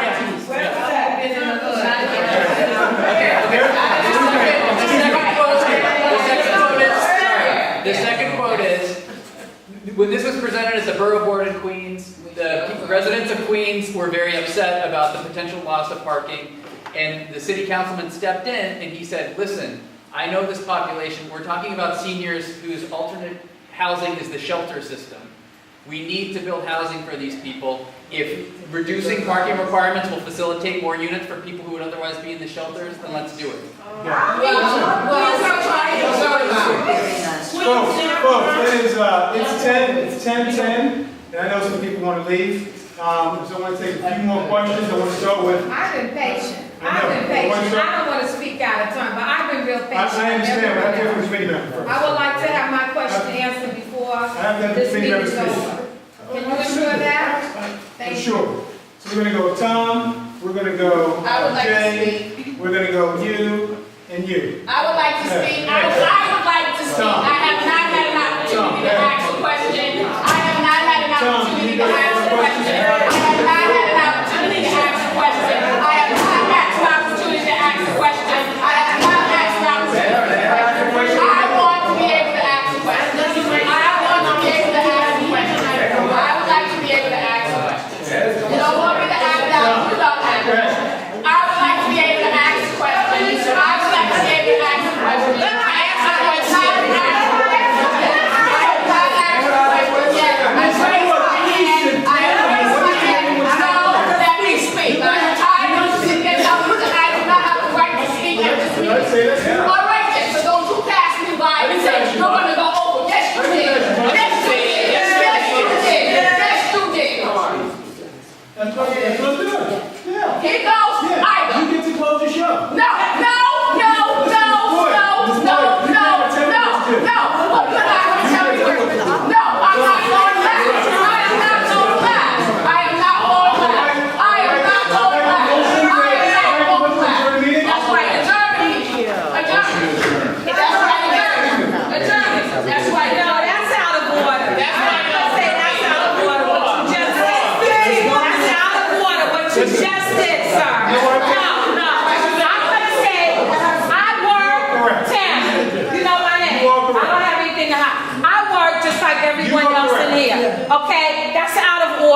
for you to vote to adjourn the meeting because you hear something that you don't want to hear. I may ask my question, no, because I've been in this community for over 30 years. I'm going to ask my question. Miss, can you please let Tom ask this question? Okay, but don't vote to adjourn the meeting before. I told you we were going to shut you out, right? Okay, because you just said we want to adjourn and we know 10 more seconds. Tom. We know 10 is ready to second and adjourn. Yeah, Tom. Yeah. Right. Come on now. So I'm right. There's a comment on the parking issue. The low-income people are frequently more auto-dependent than higher-income people. So the notion that affordable housing requires less parking is the question. I'm sorry, it relates to where the development is in a highly well-served area by transit as well. Not at all. And, no, I'm sorry, the data Low-income jobs yes. frequently I agree are with you. located in non-transit service. I agree with you. You're right. We saw districts in Queens, outside the transit zone, where low-income people, like 30 or more % of low-income people had cars. And so when we saw data like that, it's out of the transit zone. It wouldn't go in the transit zone. It's only places where we also saw extremely low auto ownership for the seniors, for the low-income residents. That's how we define the Those are transit two zone. different groups. Well, yeah, it's The general comment is we've been operating here under this assumption that this city's going to grow. There's no question about it. The city's going to grow. In 2040, there are going to be 1 million more seniors. It's our prerogative as political beings to decide whether we want to grow or not. This community is zoned a certain way. There's an implication for a certain amount of growth because the zoning has a larger envelope than the existing structures. We can decide we're going to fill up the zoning envelope, or we can decide we like it the way it is. We don't have to grow. There are cities all over the world that have decided we're not growing any further. You want to make some kids? Send them to Oshkosh. We're not living here. So I'm really glad that you mentioned kids, because sometimes the perception is that the only reason the city is growing is because people are moving here from outside the city, from other places in the country or from other countries in the world. But the reality is that people are having kids in the city. They're having more kids now than they were in previous years. And the increase in the senior population, and the increase in the senior population is also one of the factors that's driving the increase in population. Except for in-migration. Exactly. No, I'm not denying that people are moving to the city. That's obviously the case. New York is a great place to live, and people want to come here from all over the world. But it's also because people are raising families in New York City. That's a good thing. You know, people are living longer. That's a good thing. All of these things combine to increase the population of the city, and we have to plan for it in a way that is sensible. And I would just add one more comment, which is that we have a housing crisis now. We have a housing crisis with the existing population in New York City. Even without growth, we would still have a housing crisis. So, you know, the idea that we only have to address the lack of affordable housing because we're anticipating population growth is a fallacy, I think, because we have a problem now, and we think it's going to get worse. But even if it doesn't get worse, we still have a problem now, and we want to do what we can to fix it. Miss, your question. Okay, so thank you. Janice Brown. Tim, I have quite a few observations, and one as a long-term resident and homeowner. You mentioned that the parking would be available for the market rate, and there would be no parking for the affordable. And the elephant in the room right now is exactly what is affordable, even though you talk about AMI. I'm a parent with $30,000 income with 2 kids, single parent. Well, there's nothing for me. Let's be real. The second point observation that I want to make is that in this community, there are not many options for senior citizen, and there haven't been. Whether you know it or not, there's a high rise senior residence across the street from Grand Army Plaza that closed down. And the developer decided he wants to go condo. So let's be real. There's no real money in senior housing, and particularly in an area that overlooks Prospect Park. So let's just be real. I'm gonna be real on that. Okay? I'm gonna be real. So, and I agree with everything you said about the juice, the drink.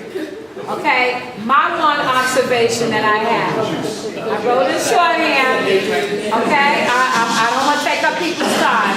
I'm concerned about parking. I love what you said. And I want people to really go home and meditate on this, because this is one of the highest density places in Brooklyn, and Queens is not Brooklyn. Queens is almost suburban. So let's keep it real, okay? Now, you talked about if you set back the street walls in the front of the house, does that mean that you're now going to take up the space in the back of the building? Because if from what I read in the text, yeah, I did go online.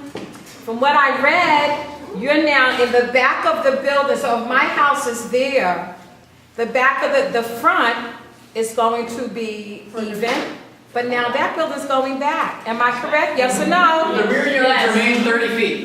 No. No, that's not what I read. No, it's not. I read something that it was going to be Rear yards are reduced. 30 feet. I read that it's going to be reduced from what it currently is in order to accommodate that street wall being even. Yes or no? It's not a yes and no answer. It's rare in zoning to have a yes and no answer. The current rules for quality housing buildings in contextual districts allow 70% of the street wall to be located between 0 and 8 feet from the street line. That's the way it is now. People have not been using the 0 to 8, well, they haven't been using the 4 or 5 to 8 feet. They've been using the 0. And that's because they've been trying to build buildings that go up straight as much as possible, have a double loaded corridor. You know, there's a hallway down the middle, 2 apartments on either side. It's a very efficient layout. It allows you to put your bathrooms and your pipes all in the same place. It is a very efficient thing to do, and it reduces costs, but it does impinge on the street itself, on the sidewalk, by being right there and going straight up. By allowing buildings to move further back, and I have to say, again, this comes back to the 1987 assumption that most zoning lots are 100 feet deep. So if you have a 60-foot deep building, which is very typical for an apartment building, 30 feet on either side, center hallway, allows you to have a 25-foot apartment with a 5-foot hallway down the middle. If you have that, then you have 40 feet in the back of the building, or you could have 8 or 10 feet in the front of the building and 30 feet in the back. Nobody's been building it to allow for the greenery up front. If you walk down Eastern Parkway, you'll notice that not just the buildings with the large setbacks, there are a lot of old buildings that have 8 feet, 5 feet of greenery up front. We think this is a good thing, and we wanted to allow it. We aren't mandating that people only set their buildings back. We've talked about a lineup rule, and that permits it, okay? And it also allows them not to set back from the rear yard. The rear yard, though, stays at 30 feet. So it does depend on the size of the lot. And for lots that are shorter than 100 feet, this is where I think you had written a question to Samasaki about this, I think. For lots that are shorter, that are irregular, and they currently, if they are as little as 70 feet, they can set back, they can make the rear yard shorter, down to 20 feet. They can make a 20-foot rear yard. That's what I read. That is correct. That's in the rules right now. Anybody with a 70-foot lot can have a 20-foot rear yard that leaves them 50 feet for a building, and they will not be able to do a comfortable double-loaded corridor, but they'll be able to do whatever they can do. What we've done is said, because there are more irregular lots, and there are more lots that are 95 feet, 90 feet, 85 feet, 80 feet, is we allowed 6 inches per foot to move down slowly in a proportional fashion so that you end up reducing that rear yard slowly. It can never get below 20 feet, and the length of the lot has to be the reason for doing that. There is no reason to do it otherwise. And that is to, quite honestly, create a functional building. We wanted a building, we want all the buildings in the city to maximize their FAR and build more units. It's part of what we're here for is to create more zoning, not just upzoning, take advantage of the zoning that exists and make it work. And so that's what we looked at when we did that. And so it's too simple to say, no, we're not reducing yards. We are in this sense, but that rule was already in the books, and what we've done is spread the rule out so that it applies to lots that are slowly getting smaller. Is that, And how many community that boards, clear? Yeah. how many of the 59 community boards approved this? Today. I think there are probably, I estimate around 10 have approved it, and I think 10 more. of 59 have. Well, no, they haven't all voted They yet. haven't all taken votes. Most of them haven't voted yet. But, I'm getting emails right now of community boards who have, there have been 3 today that have just now that have As approved of it. today, as we sit here now, 3 out of 59. No. 3 today. 3 just now. The question is, how many have approved and how many haven't approved? How many have, I know 59. Community So what's So I want to know how many of the 59 approved. I could figure out how many. The votes are not due in until November 30th. So no one's voted yet. Well, some boards have voted earlier. That's what I'm asking. And from what we understand. Okay, so tonight, Brooklyn CB12 voted yes on both, CB6 voted yes on both. Let's see, what else? CB3 voted both on no. CB3 voted both on no? That was last So week. 12 and, so you really don't know. We don't know. No, it's still in progress. It changes every day. But But I think we have around 10 have approved, and slightly more than that have disapproved, more have approved MIH and ZQA. Is it on your website? We don't even. We don't do a tally. We'll let you know in the period. We don't do a running Yes. tally. I have a respectful suggestion though. I think that you shouldn't make your decision based on what other boards are saying. I think you should think for yourselves. What aspects of the proposal you think are a good idea, what aspects you have a problem with, and that should shape your recommendation. And I can tell you, the boards that voted no, that gave us recommendations, it's much more helpful to us when we consider what's up than it is when we just a straight no. Do you have any more questions? You're good. There's more. Finalmente. Okay, finally. You talked about before that there is no, you did an analysis in which you have made the assumption that there's not going to be the opportunity to destroy and rebuild. And yet, on the R5s in our community, you are planning on making that into 65 feet from the current 30 feet. Right now, on our R5s, and we live on Sterling, the people who live on Sterling. For affordable seniors. Excuse me, on an R5 zone, we live on an R5 zone, our homes are 2-story, including Lefferts that's on Wide Street. Okay, now with this new plan, you will be able to now change the zoning, which is an upzoning, to 65 feet. So, excuse me, yes it is, please stop saying no. Yes it is, right on, it is there. Finish 65 feet. So what you're going to do is you're going to incentivize people to come in and destroy our homes and rebuild. Because now they can build from 2 stories to 6 stories. The 65 feet is the 6-story model. Okay, so you are encouraging destroy and rebuild because you are increasing the fall so high. Yes, yes, yes. You are increasing the fall to 65 feet. Are you telling me that I'm lying? That you're not changing the R5 to 65 feet? Yes, I'm telling you that we're not. So You're not. you're talking about. Before you go there. You're talking about 2 different things. Is that your question? Answer. That part of your question? So can I answer that and then we can ask your next question? So in R5 districts, the height you're talking about would only be for affordable independent residences for seniors or long-term care facilities. Okay.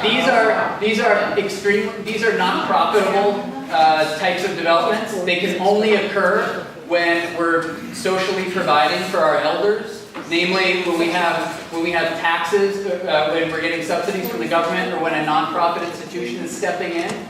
There have been about 3,500 units built over the last 10 decades of this type of housing. Because we want to make it more possible. That said, Okay. So you're changing the zoning to make it more possible for them to come onto my block, destroy and rebuild. we want affordable, more affordable units for seniors, yes. We don't expect many of them because it's completely finance dependent. It's dependent on. So then why do it? Because we want more units for seniors. And so. Okay.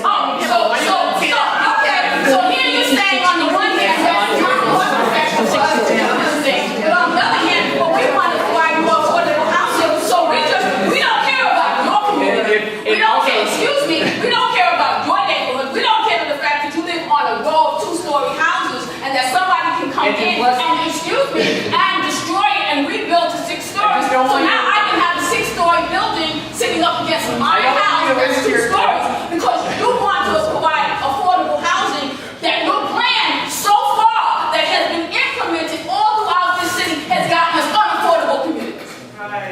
City planning has went and did 140 rezonings in New York City, and look what it has gotten us. It has gotten us community after community after community unaffordable. And you're still pushing the same zoning. You're still pushing the same rationale. You're still pushing 80% luxury development in our communities and expect us to buy that the 20% is somehow going to save us. The 80% is what's killing us. The 80% luxury is killing us. It's killing us.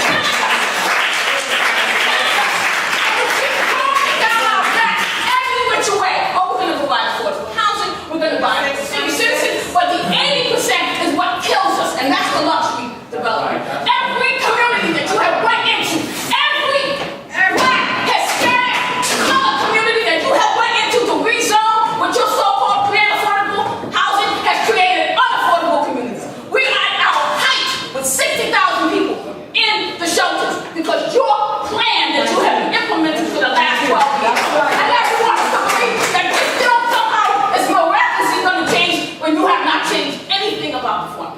You still are producing 80-20. 80-20, 80-20, 80-20, and you expect us to buy into it? We are an affordable community, and we want to stay that way. We are an affordable community, and we want to stay that way. We want to stay that way as much as we possibly can. Your response? I suppose you don't want to hear about the R5 infill regulations. Oh, really? So really? Are you going to tell me that what I said is a lie? Are you telling me that's a lie? Okay, then no. Actually, I would like to make a general statement. We had other meetings where people have said, we need 1 million more housing units, and all the mayor's talking about is 200,000. And I have to say, yes, that's right. We are moving in the right direction. I can't solve all the problems, neither can the mayor. None of us can solve all the problems. I agree with you about the dangers of gentrification and how it makes housing unaffordable in neighborhoods that were formerly affordable. I don't know what the solution to that is. But I can tell you that not building affordable housing, refusing to build affordable housing, isn't going to help that. Jay, you have the floor. Jay, yeah. Two last questions. Jay and Mark. I wanted to make a general comment. I understand what your need is, and the New York State Action Plan talks about different needs of affordable housing, and people need different things. Many people need more money. You can't go into a rich neighborhood and take the money out of the house, because it doesn't make sense. If you need to have affordable housing, you can't go into a community that has a parking shortage and say that we're going to be adding more cars when people don't have a place to put the cars. Okay? There's 3 places that you're adding without parking: the seniors, the affordable housing, the supportive housing, and the mixed income is going to be a nightmare. I know you mentioned it's up to the Board of Standard Appeals, but the problem is you take a look in the commercial real estate papers and they say that the Board of Standard Appeals is the safety valve for the real estate developers. It's very friendly, and that's very appointed by the mayor. So when people take a look at which of the different, you're getting a special permit in the Board of Standard Appeals, take a look at who's appointing the different people. Two other things very quickly. This community board never got the notice of scoping meeting on February 20th. I'll say it again, we never got the public notice of scoping meeting. So before you do a notice of completion, you missed a step here. And I'd like you to get back to the chairman and say, what are the consequences where we didn't get a notice of public scoping? I went to Pearl Miles, the district manager, she didn't have it. I went to Community Board 17, I got it. I have a witness, Karen Fleming, next to me, my name is Jay Sword. We said, can we see the documents? No notice of public scoping. So you had a whole community which was deprived of the secret process, which didn't get a part of it. Second thing, I'll make an objection on the record. There's no FONSI, no finding of no significant impact, okay? You guys get, there's federal community block grants that go to the states. And you take a look at the New York State Action Plan. Those New York State community block grants go to supportive housing. And this specific provision changes supportive housing a lot. It opens up the door, because what you did is, you took away the special permit, except for the R1 and R2. The 7490, which was a restriction on supportive housing, and which said that you can't have an oversaturation of nursing homes and health-related facilities. If there was this is a 2003, it's a listing of the amount of beds, citywide amount of different beds and everything like that. No, I have Okay, so my point is there was a ratio test. There was a ratio test of beds to population. And this specific test was in section 2242. That's correct. We're going to lose it now in everything but the R1 and R2. That's going to have tremendous consequences on people who aren't in those neighborhoods. So what's going to happen is you're going to commercialize minority neighborhoods and low-income neighborhoods. Within the middle of the block, you're going to have more nursing homes. Yes. So one of the things I'll ask you, according to citizen participation, is can you give the chairman studies which show a mapping according to different section, block, and lots, the different census tract areas, and can you show, according to those different census tract areas, the beds ratio, and can you do an overlapping analysis and show what is the minority concentrations in those areas, and do we have a situation where we're oversaturating minority neighborhoods with commercialized social services and putting assisted people there? Now the person, I know you guys have your point of view, and we'll differ back and forth. Did any of you go to the public advocate, Tish James, and say, do you have any civil rights issues with this? Where the hell, I am so upset that me and Subi, the only attorneys who are representing and coming here, reading the code. Where is the public advocate's office? Did you guys notify her on that letter? There was a letter that was sent out, and it was sent out to all the important people on February 20th, the scoping meeting. Okay? CB17 gave it to people, we didn't get it here. And I passed it up to ULURP. Did any of you contact the public advocate's office, who's a lawyer, who could do studies, who could say, is there a certain racial difference that's going on here? Because if you, even though you have an area which may have less cars, and I know your analysis is that this area has less cars, people still have a right to use cars. Let's say, for example, that a certain race was lower income and had less cars. Are you saying that because there's less cars in a particular group, that they suddenly don't have the right to cars because you're making it a transit zone? That would be unconstitutional. Yes, so we need this, and I know we'll go back and forth. We'll go back and forth on the different things, and I know you guys we have two different opinions. We need data, we need charts that specifically show what is the racial makeup of the different census tract areas with the transit zones. Are we affecting different people from different, is there a disparate impact on minorities with regard to parking? And even though the limits are less for parking, senior citizens and low-income minorities still have a right to cars. Yes. And if they don't have a car, they're going to lose it. Did you contact Tish James? We've conducted, we've been utterly concerned with fair housing issues throughout this process. And I met with the General Counsel of City Planning and with Vicki Bean, all the way, the head of HPD. This is a conversation that we've had throughout the process because these are very real concerns.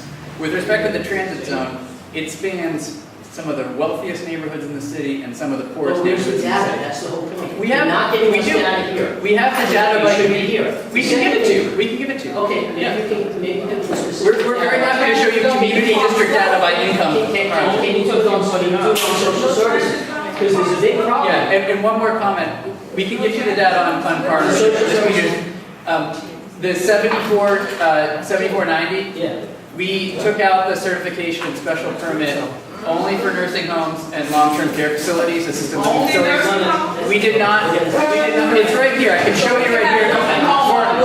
for supportive housing, for, you know, the other types of facilities that you're concerned about, those still remain, the special Well, permits still. let's go to the nursing homes. Yes. It's nursing homes and health-related facilities, okay? I won't have a discussion on that, but let's stick to nursing homes. Okay. Before, nursing homes were subject to a citywide analysis where you couldn't put a nursing home on every other neighborhood in the minority neighborhood. And it happened in place, the reason I say it is where I am, there's one down the block in front of a different schools in different places, there's an issue. It goes on. Right. It's called, they call it environmental racism when you put commercial establishments in different places. Right. So the question is, before it was R1 to R8, where you had certain ratio testing. Now it's only R1 and R2. How does that help stop oversaturation of social services? Here's what happened over the last few decades. But you're hurting us. You're taking it away. Some 30-some times, those facilities have gone for the special permit, and 31 times they've been approved. So we know that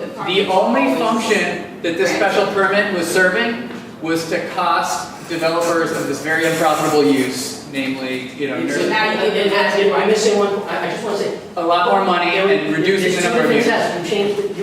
City planning changed the test. Okay. The previous test in 7490. In 7490, it had a test that dealt with the surrounding area, the topographical. Are you above or below? Basically, if you were on it, it was a disincentive because if you were on a 2-story block like Maple Street and you wanted to build an 8-story nursing home, now it's going to be 10 stories. If you wanted to build an 8-story, you couldn't come in because if there was an oversaturation, you had to go to one of the prongs, which was the topographical nature of the area.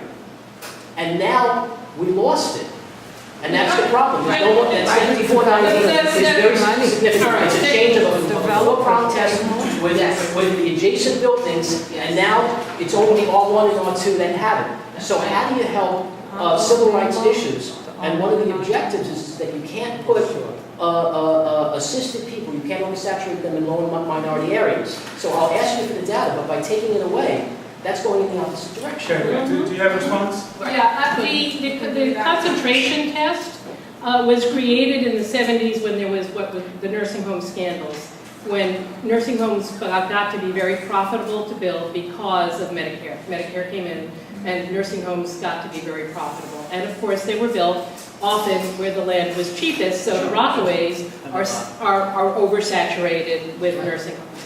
The state currently regulates whether or not the parts of New York State need more nursing beds. It does not go down to the community board level. It does not go down to the community That's board level. 4134. That's 4134. It doesn't the office of 4134, and basically it's sent to the community board, and the head of the community board, the chair there, gets to object. Okay, well, at the same time, his objection is based upon what he says, and he looks at the data in the neighborhood. But that's just one person who says, I think it doesn't belong there. There's no objective criteria. We're losing the objective criteria in 7490. So you realize also that that criteria that you're referring to never stopped any. It was a special permit that. Well, how do you know it never stopped? It operated as just like a fee. It was just like it made senior housing cost more money. Going forward, we know if there's an oversaturation in certain neighborhoods that are minority, like Brownsville, like different places where you could show that there's a problem with oversaturation of social services. Going forward, how does it help by you taking away the disincentives to oversaturate? It served no function except. Can I give an anecdote? I have an anecdote because when I was a project manager, I managed a couple of applications that nursing homes went through in order to secure the special permit. One of them was for an existing nursing home that wanted to do some renovations to their space, and they wanted to create some more areas where the seniors who live there could go out and sit in the sun. But because they were subject to the special permit, they actually had to come to city planning to get a special approval in order to essentially build a patio. No, it's not fine. And the reason why I say that is that this whole process took up months of their time. It put money in the pockets of a bunch of lawyers.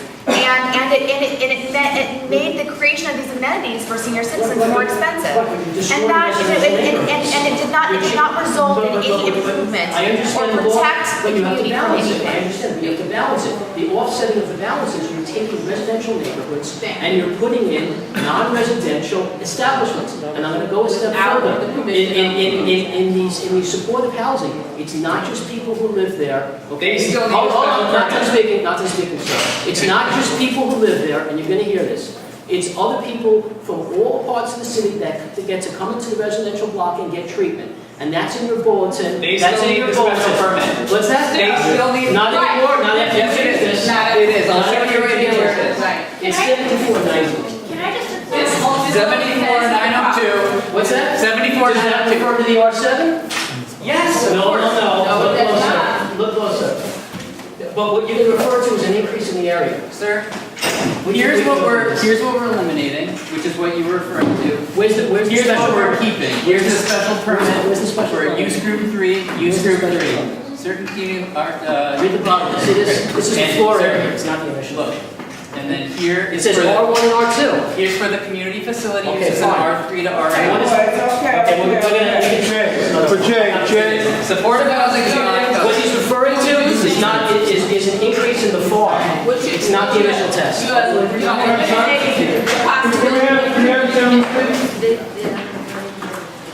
You don't have the sign-up sheet, by the way?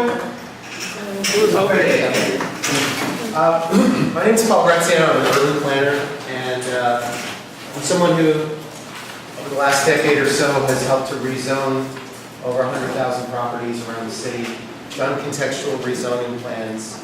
And when I say contextual, I mean zoning plans that actually protected neighborhoods from overdevelopment, and put appropriate development where it belonged. Empire Mostly- Boulevard. Ms. Boyd.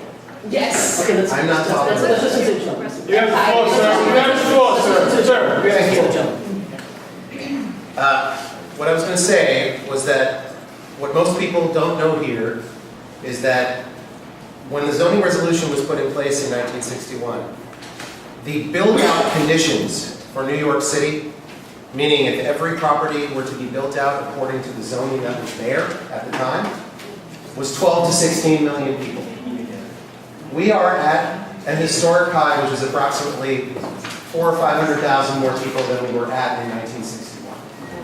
And yet, our neighborhoods are being wrecked. Now, under the previous administration, approximately 20% or a little more than 20% of the neighborhoods around the city were rezoned, and they were contextually rezoned to protect those neighborhoods from overdevelopment. There were also areas where there was massive upzonings. Downtown Brooklyn, downtown Jamaica, downtown Flushing, other places in Manhattan elsewhere. I can tell you from all of the community boards that I've gone to who have presented this, when city planning has proposed this, they have proposed and shown you a small portion of the 160 pages that are actually being proposed for changes. Say that again? There are 160 pages in the document, and they are showing you, tonight was actually a fairly substantial, they probably showed you about 30 to 40% of that. In other cases, when they've gone to other community boards, they've shown 10% or more, 15%. It's very unfair to be asking community boards and to be asking the public to support a document that was essentially written behind closed doors, shown to the community only after the process has been started. And I will just speak to the scoping issue. I was at the scoping hearing. 157 people signed up to speak. And at number 86, Paul Weisbrod closed the scoping hearing and said, if anybody else wants to speak on this, write an email. And he walked out of the room. Okay, this has not been a good process. Most of the community boards have voted against this already, the ones who have voted. And they voted it with no recommendations. Now, why did they do that? Because they don't like these documents at all. And by saying, well, there's something here that we like, and there's something here, it gives credence to the entire proposal. Right. So Basically, I'll just say this about quality. As I said, I'm a planner. I do this for a living. I do it as an advocate.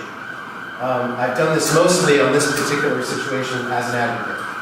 And what I can say is that whenever you hear words like optimize, eliminate obstacles, and these kinds of statements, these are developer-driven words. This is really what this is about. And it's not about the people in this room.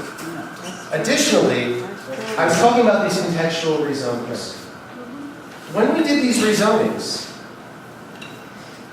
a year or two of consultation would be happening with the communities, with multiple meetings prior to certification, prior to the process actually beginning. They would come and say, well, what do you think of this? And I would have a map and say, oh, well, I think you should do this. And they would incorporate that. And in my case, 90 to 95% of my proposals were adopted. Okay, and they were adopted the way that I designed them because they were fine-grained.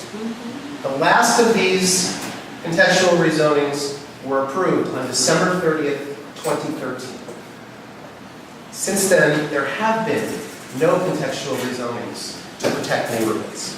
And now, what we're being told, essentially, is any area we're looking at right now, we're looking to increase density.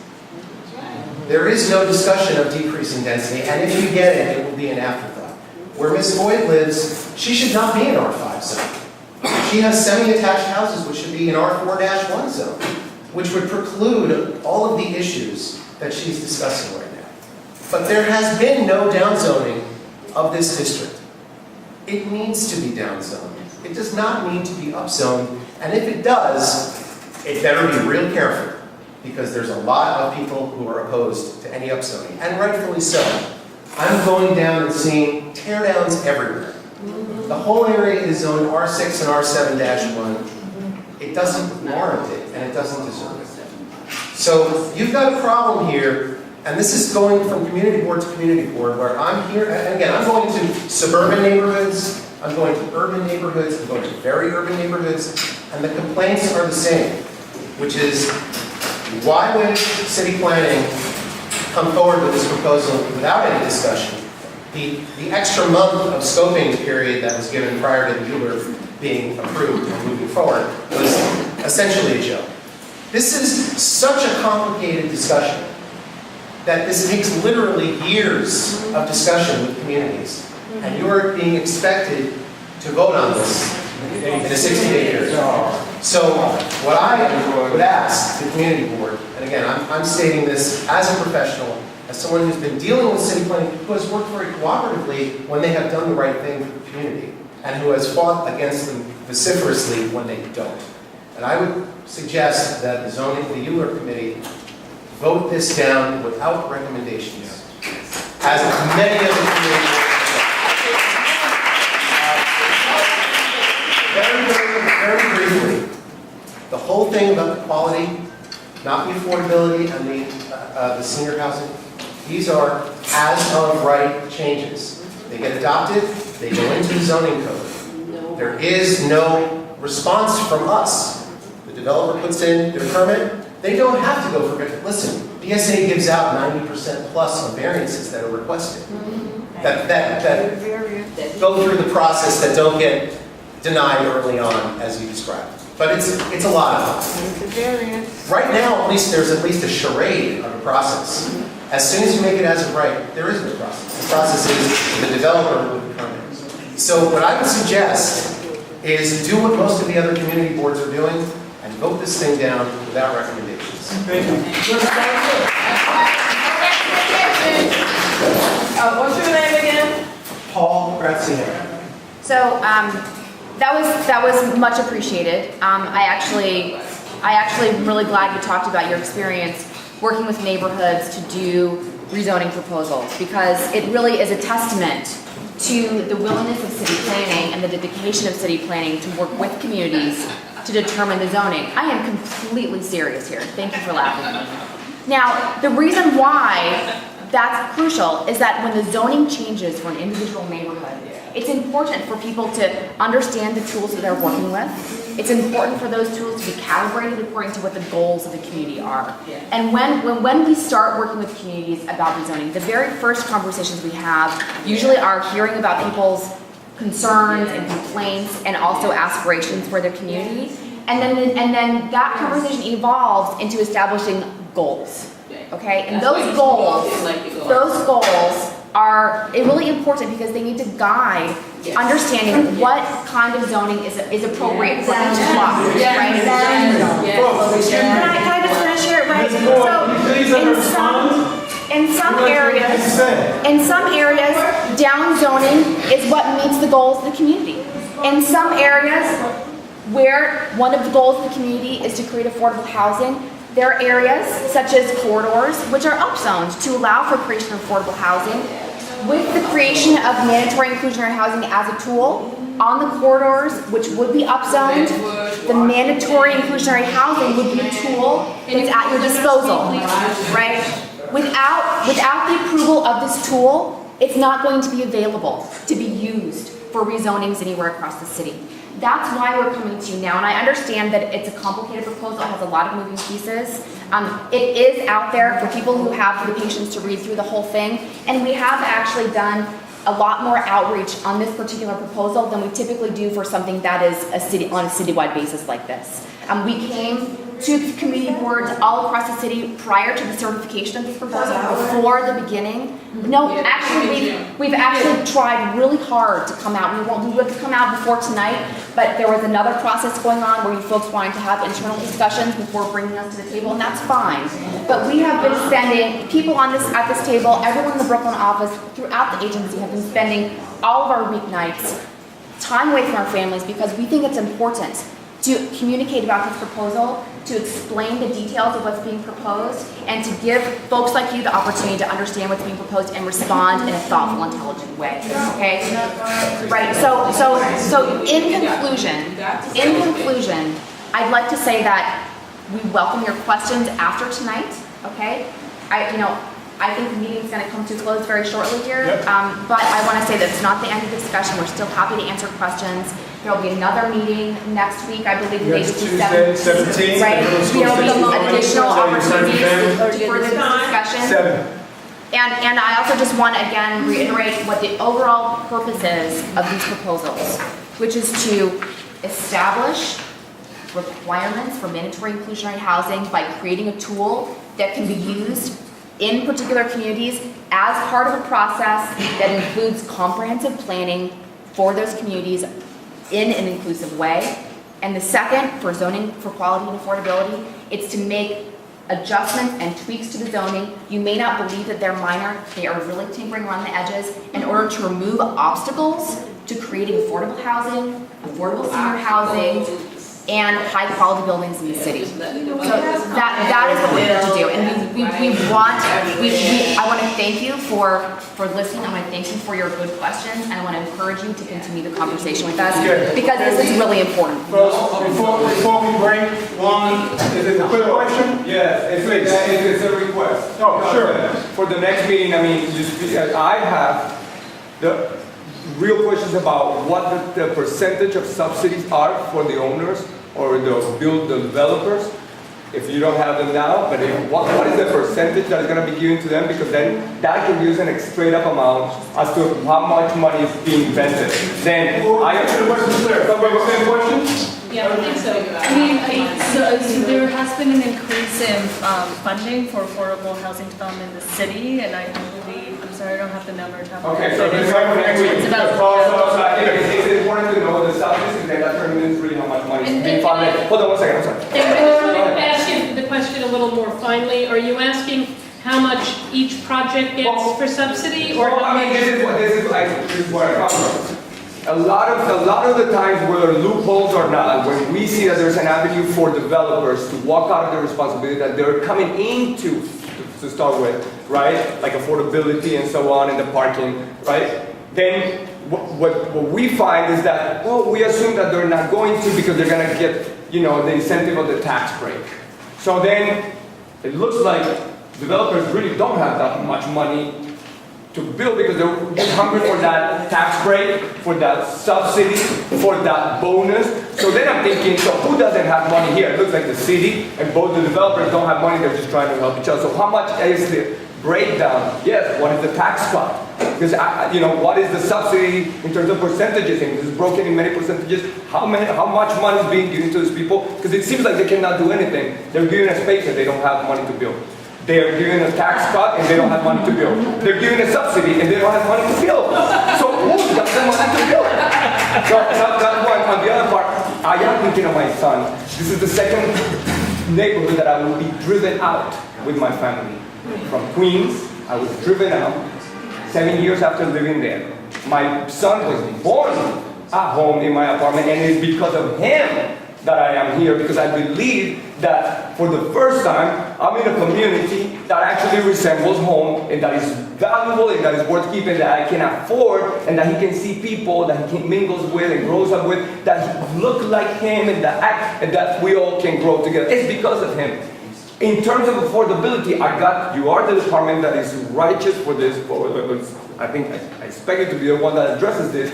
In terms of all of these plans for the affordability, I keep on saying, there are people in this neighborhood, as many, right, in my building, who are able to pay affordable housing, who are in affordable housing, who are losing their housing because of this craze for this rezoning. So, in those math, are you considering how many affordable units are being lost as we prepare for the rezoning? So if that means my are already low 25%, 20% of affordability, because right about now, from the next 2 years, in my building, I can tell you that at least 50% already has changed. So are we losing 15, 20, 30% of affordable housing in neighborhoods that are affordable to bring them into 20% affordable just because it's a little more dense, then it could be a little bit more? Correct. Yep. That's why, in closing, that's why, on top of the fact that all the CB boards, on top of what I've heard here, and on top of the fact that I'm very sorry, but if your plan is entitled affordability, that should be the first presentation on your thing, not quality. Because the way we look in history as humans, has kept us against each other and subjugated some of people by others because of how we look at things. It's a look. Does it look good? Does it look dull? Quality neighborhoods that we like. That should not be the first presentation. Or it was to be the committee for quality. It's affordability should be the beef of it should be on affordability. And I am straight up against it because so long there is an avenue for developers to walk up with the responsibility, whether they have done it historically, I don't care. If there is an avenue, I don't like it. Because there is no avenue for me to not get kicked out of my apartment where my finances are short. Can I turn into a question? That's it. That last piece though, about the number of current affordable units disappearing because people are being forced out versus the anticipated number of affordable units coming in. Has that analysis been done? Yeah, well, what did the mayor's office announce when it announced its housing plan was that they wanted to preserve 120,000 units. I think that's the number. Yes, 120,000 units. And that's what they're talking about. They're talking about preserving affordable units. And the goal was to construct 80,000 new units. So the idea here was not to move into neighborhoods and tear down buildings. And I think that the economics of that, for the most part, as far as I've understood the analyses, it doesn't work. You don't tear down functional housing to put up affordable housing. Because the housing needs subsidies. Hold on 1 second. We need to wrap up. I just want to be clear what he's talking about. He's not saying tear downs. He's saying there are two buildings right here. I'm talking about two buildings right here. The Stewarts and Warrens. People are literally being forced out of it. Predatory landlords. So the question, let me ask you a question. The question is there an analysis that shows what happens in those true affordable units? Because the AMI is a little tricky. So true affordable. When those go away, that percentage of the apartments going away, affordable housing apartments going away, at that price point, Right. what is being replaced at the same price point? Right. Is that analysis done? Right. And no one's a final answer. Do you want an answer? I want to hear your answer. I want to hear your answer, but look, you're talking about the way I believe. To me, it's not an answer question only. To me, it's my life. Yes. So please, bear with me. What I'm speaking of is there's a very specific trend that you find in the building, in the neighborhood, where, depending on who you talk to. So first is, they come and they fix our buildings by the weatherization program. They're fixed through the fact that the majority of the building tenants must be low income. So if your building is available for that, you get new windows, new boiler, new all that stuff, and no cost to the building owner. You as a tenant don't see no cost unless 5 years have gone by, because you're protected for 5 years with that weatherization contract. Then, on that, we're gonna see, we're 3 years away from that major capital improvement. We'll see what happens. Now, then they also build, they fix little things here, and then people are all of a sudden, buildings around this neighborhood are paying MCIs. If the MCIs didn't get you out, because some folks, even a $50 raise a month, that means out. If you can afford 100, then you stay. But if you can afford after the MCIs, then there comes the preferential. Preferential means what? This building owners realize we're gonna catch a lot of folks here, newcomers, they come me, right? But if they got low income, I will be on the side of survivors. So we come here, but then they say, well, you don't have, the economy is tough, so legal rent is 1,000, but 1,000 something, but you don't have to pay. Another lease goes by, you don't have to pay legal rent. Another lease goes by, and all of a sudden, a family was raised. Preferential rate is out, you have to pay $300 more a month. That's my floor. 3 households are looking at raises a month over $100. Some of the family are saying, I think I'm gonna have to leave. If you haven't left then you're being offered money, $25,000, $30,000, $50,000 to leave. If you take it, you lose your Medicaid, you end up with a few K in your pocket that they're gonna pay taxes because your bracket went up, and you end up with no apartment, no Medicaid. So there's a trend. There's a trend to drive people out so that these units, especially those that are stabilized, can get to the 25%, to the 2,500 that the turn into 20 into 2,700. That's the race. That's the goal. And we're in it. I'm on Sterling. So that's what it is, what I'm bringing forward. This has been going on for years. You're talking about the rent stabilization program, and just first off, that's beyond the scope of this proposal. It's not something that the city, it's not city law, nor is it something that DCP administers.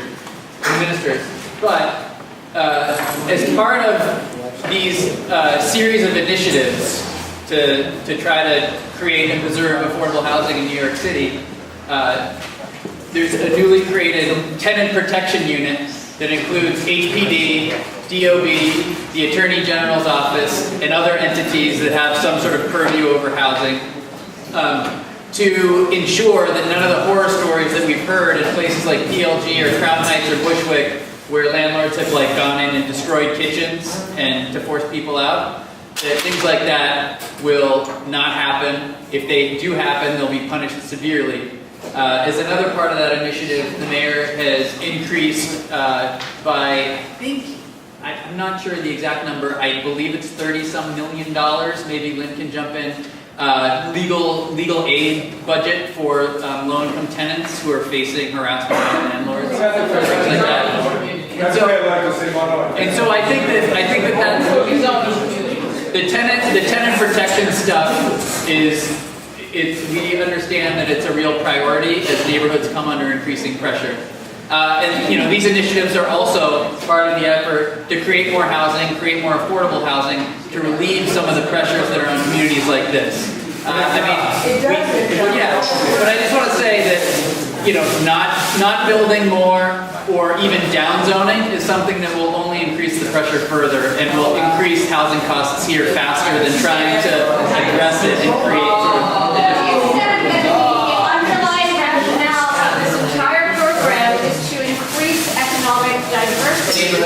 meaning, in a neighborhood like ours, where the AMI is at, the local AMI is at 50% of your area-wide AMI, but the lowest income levels are at 60%.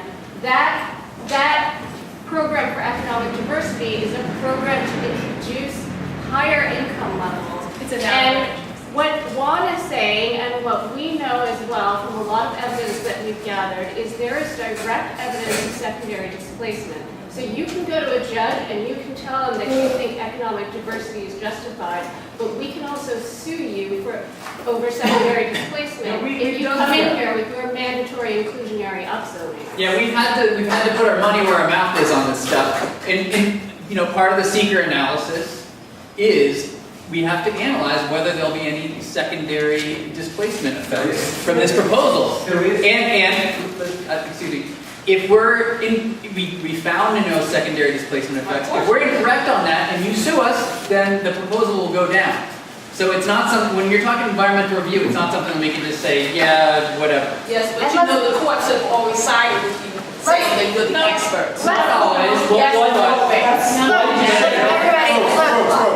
You know what? That has been the The precedent. room is thinning out. Yes, I'd like to get on my baby that has the ear infection. Yeah. Anna, you can go. But let's remember, the status quo doesn't require any affordable housing. Yeah, well. Status quo does not require affordable housing. Excuse me, Ms. Boyd, can I have last word, please? Can I have last word, please? Last word for the chair. Thank you very much for coming. I hope you come out next week, Middle School 61. Tell your organizations to come out. It's a public hearing, you have an opportunity to speak and say your piece. And after that, the committee will get together, deliberate, and decide what we're going to recommend to the full board. Motion to adjourn? Second?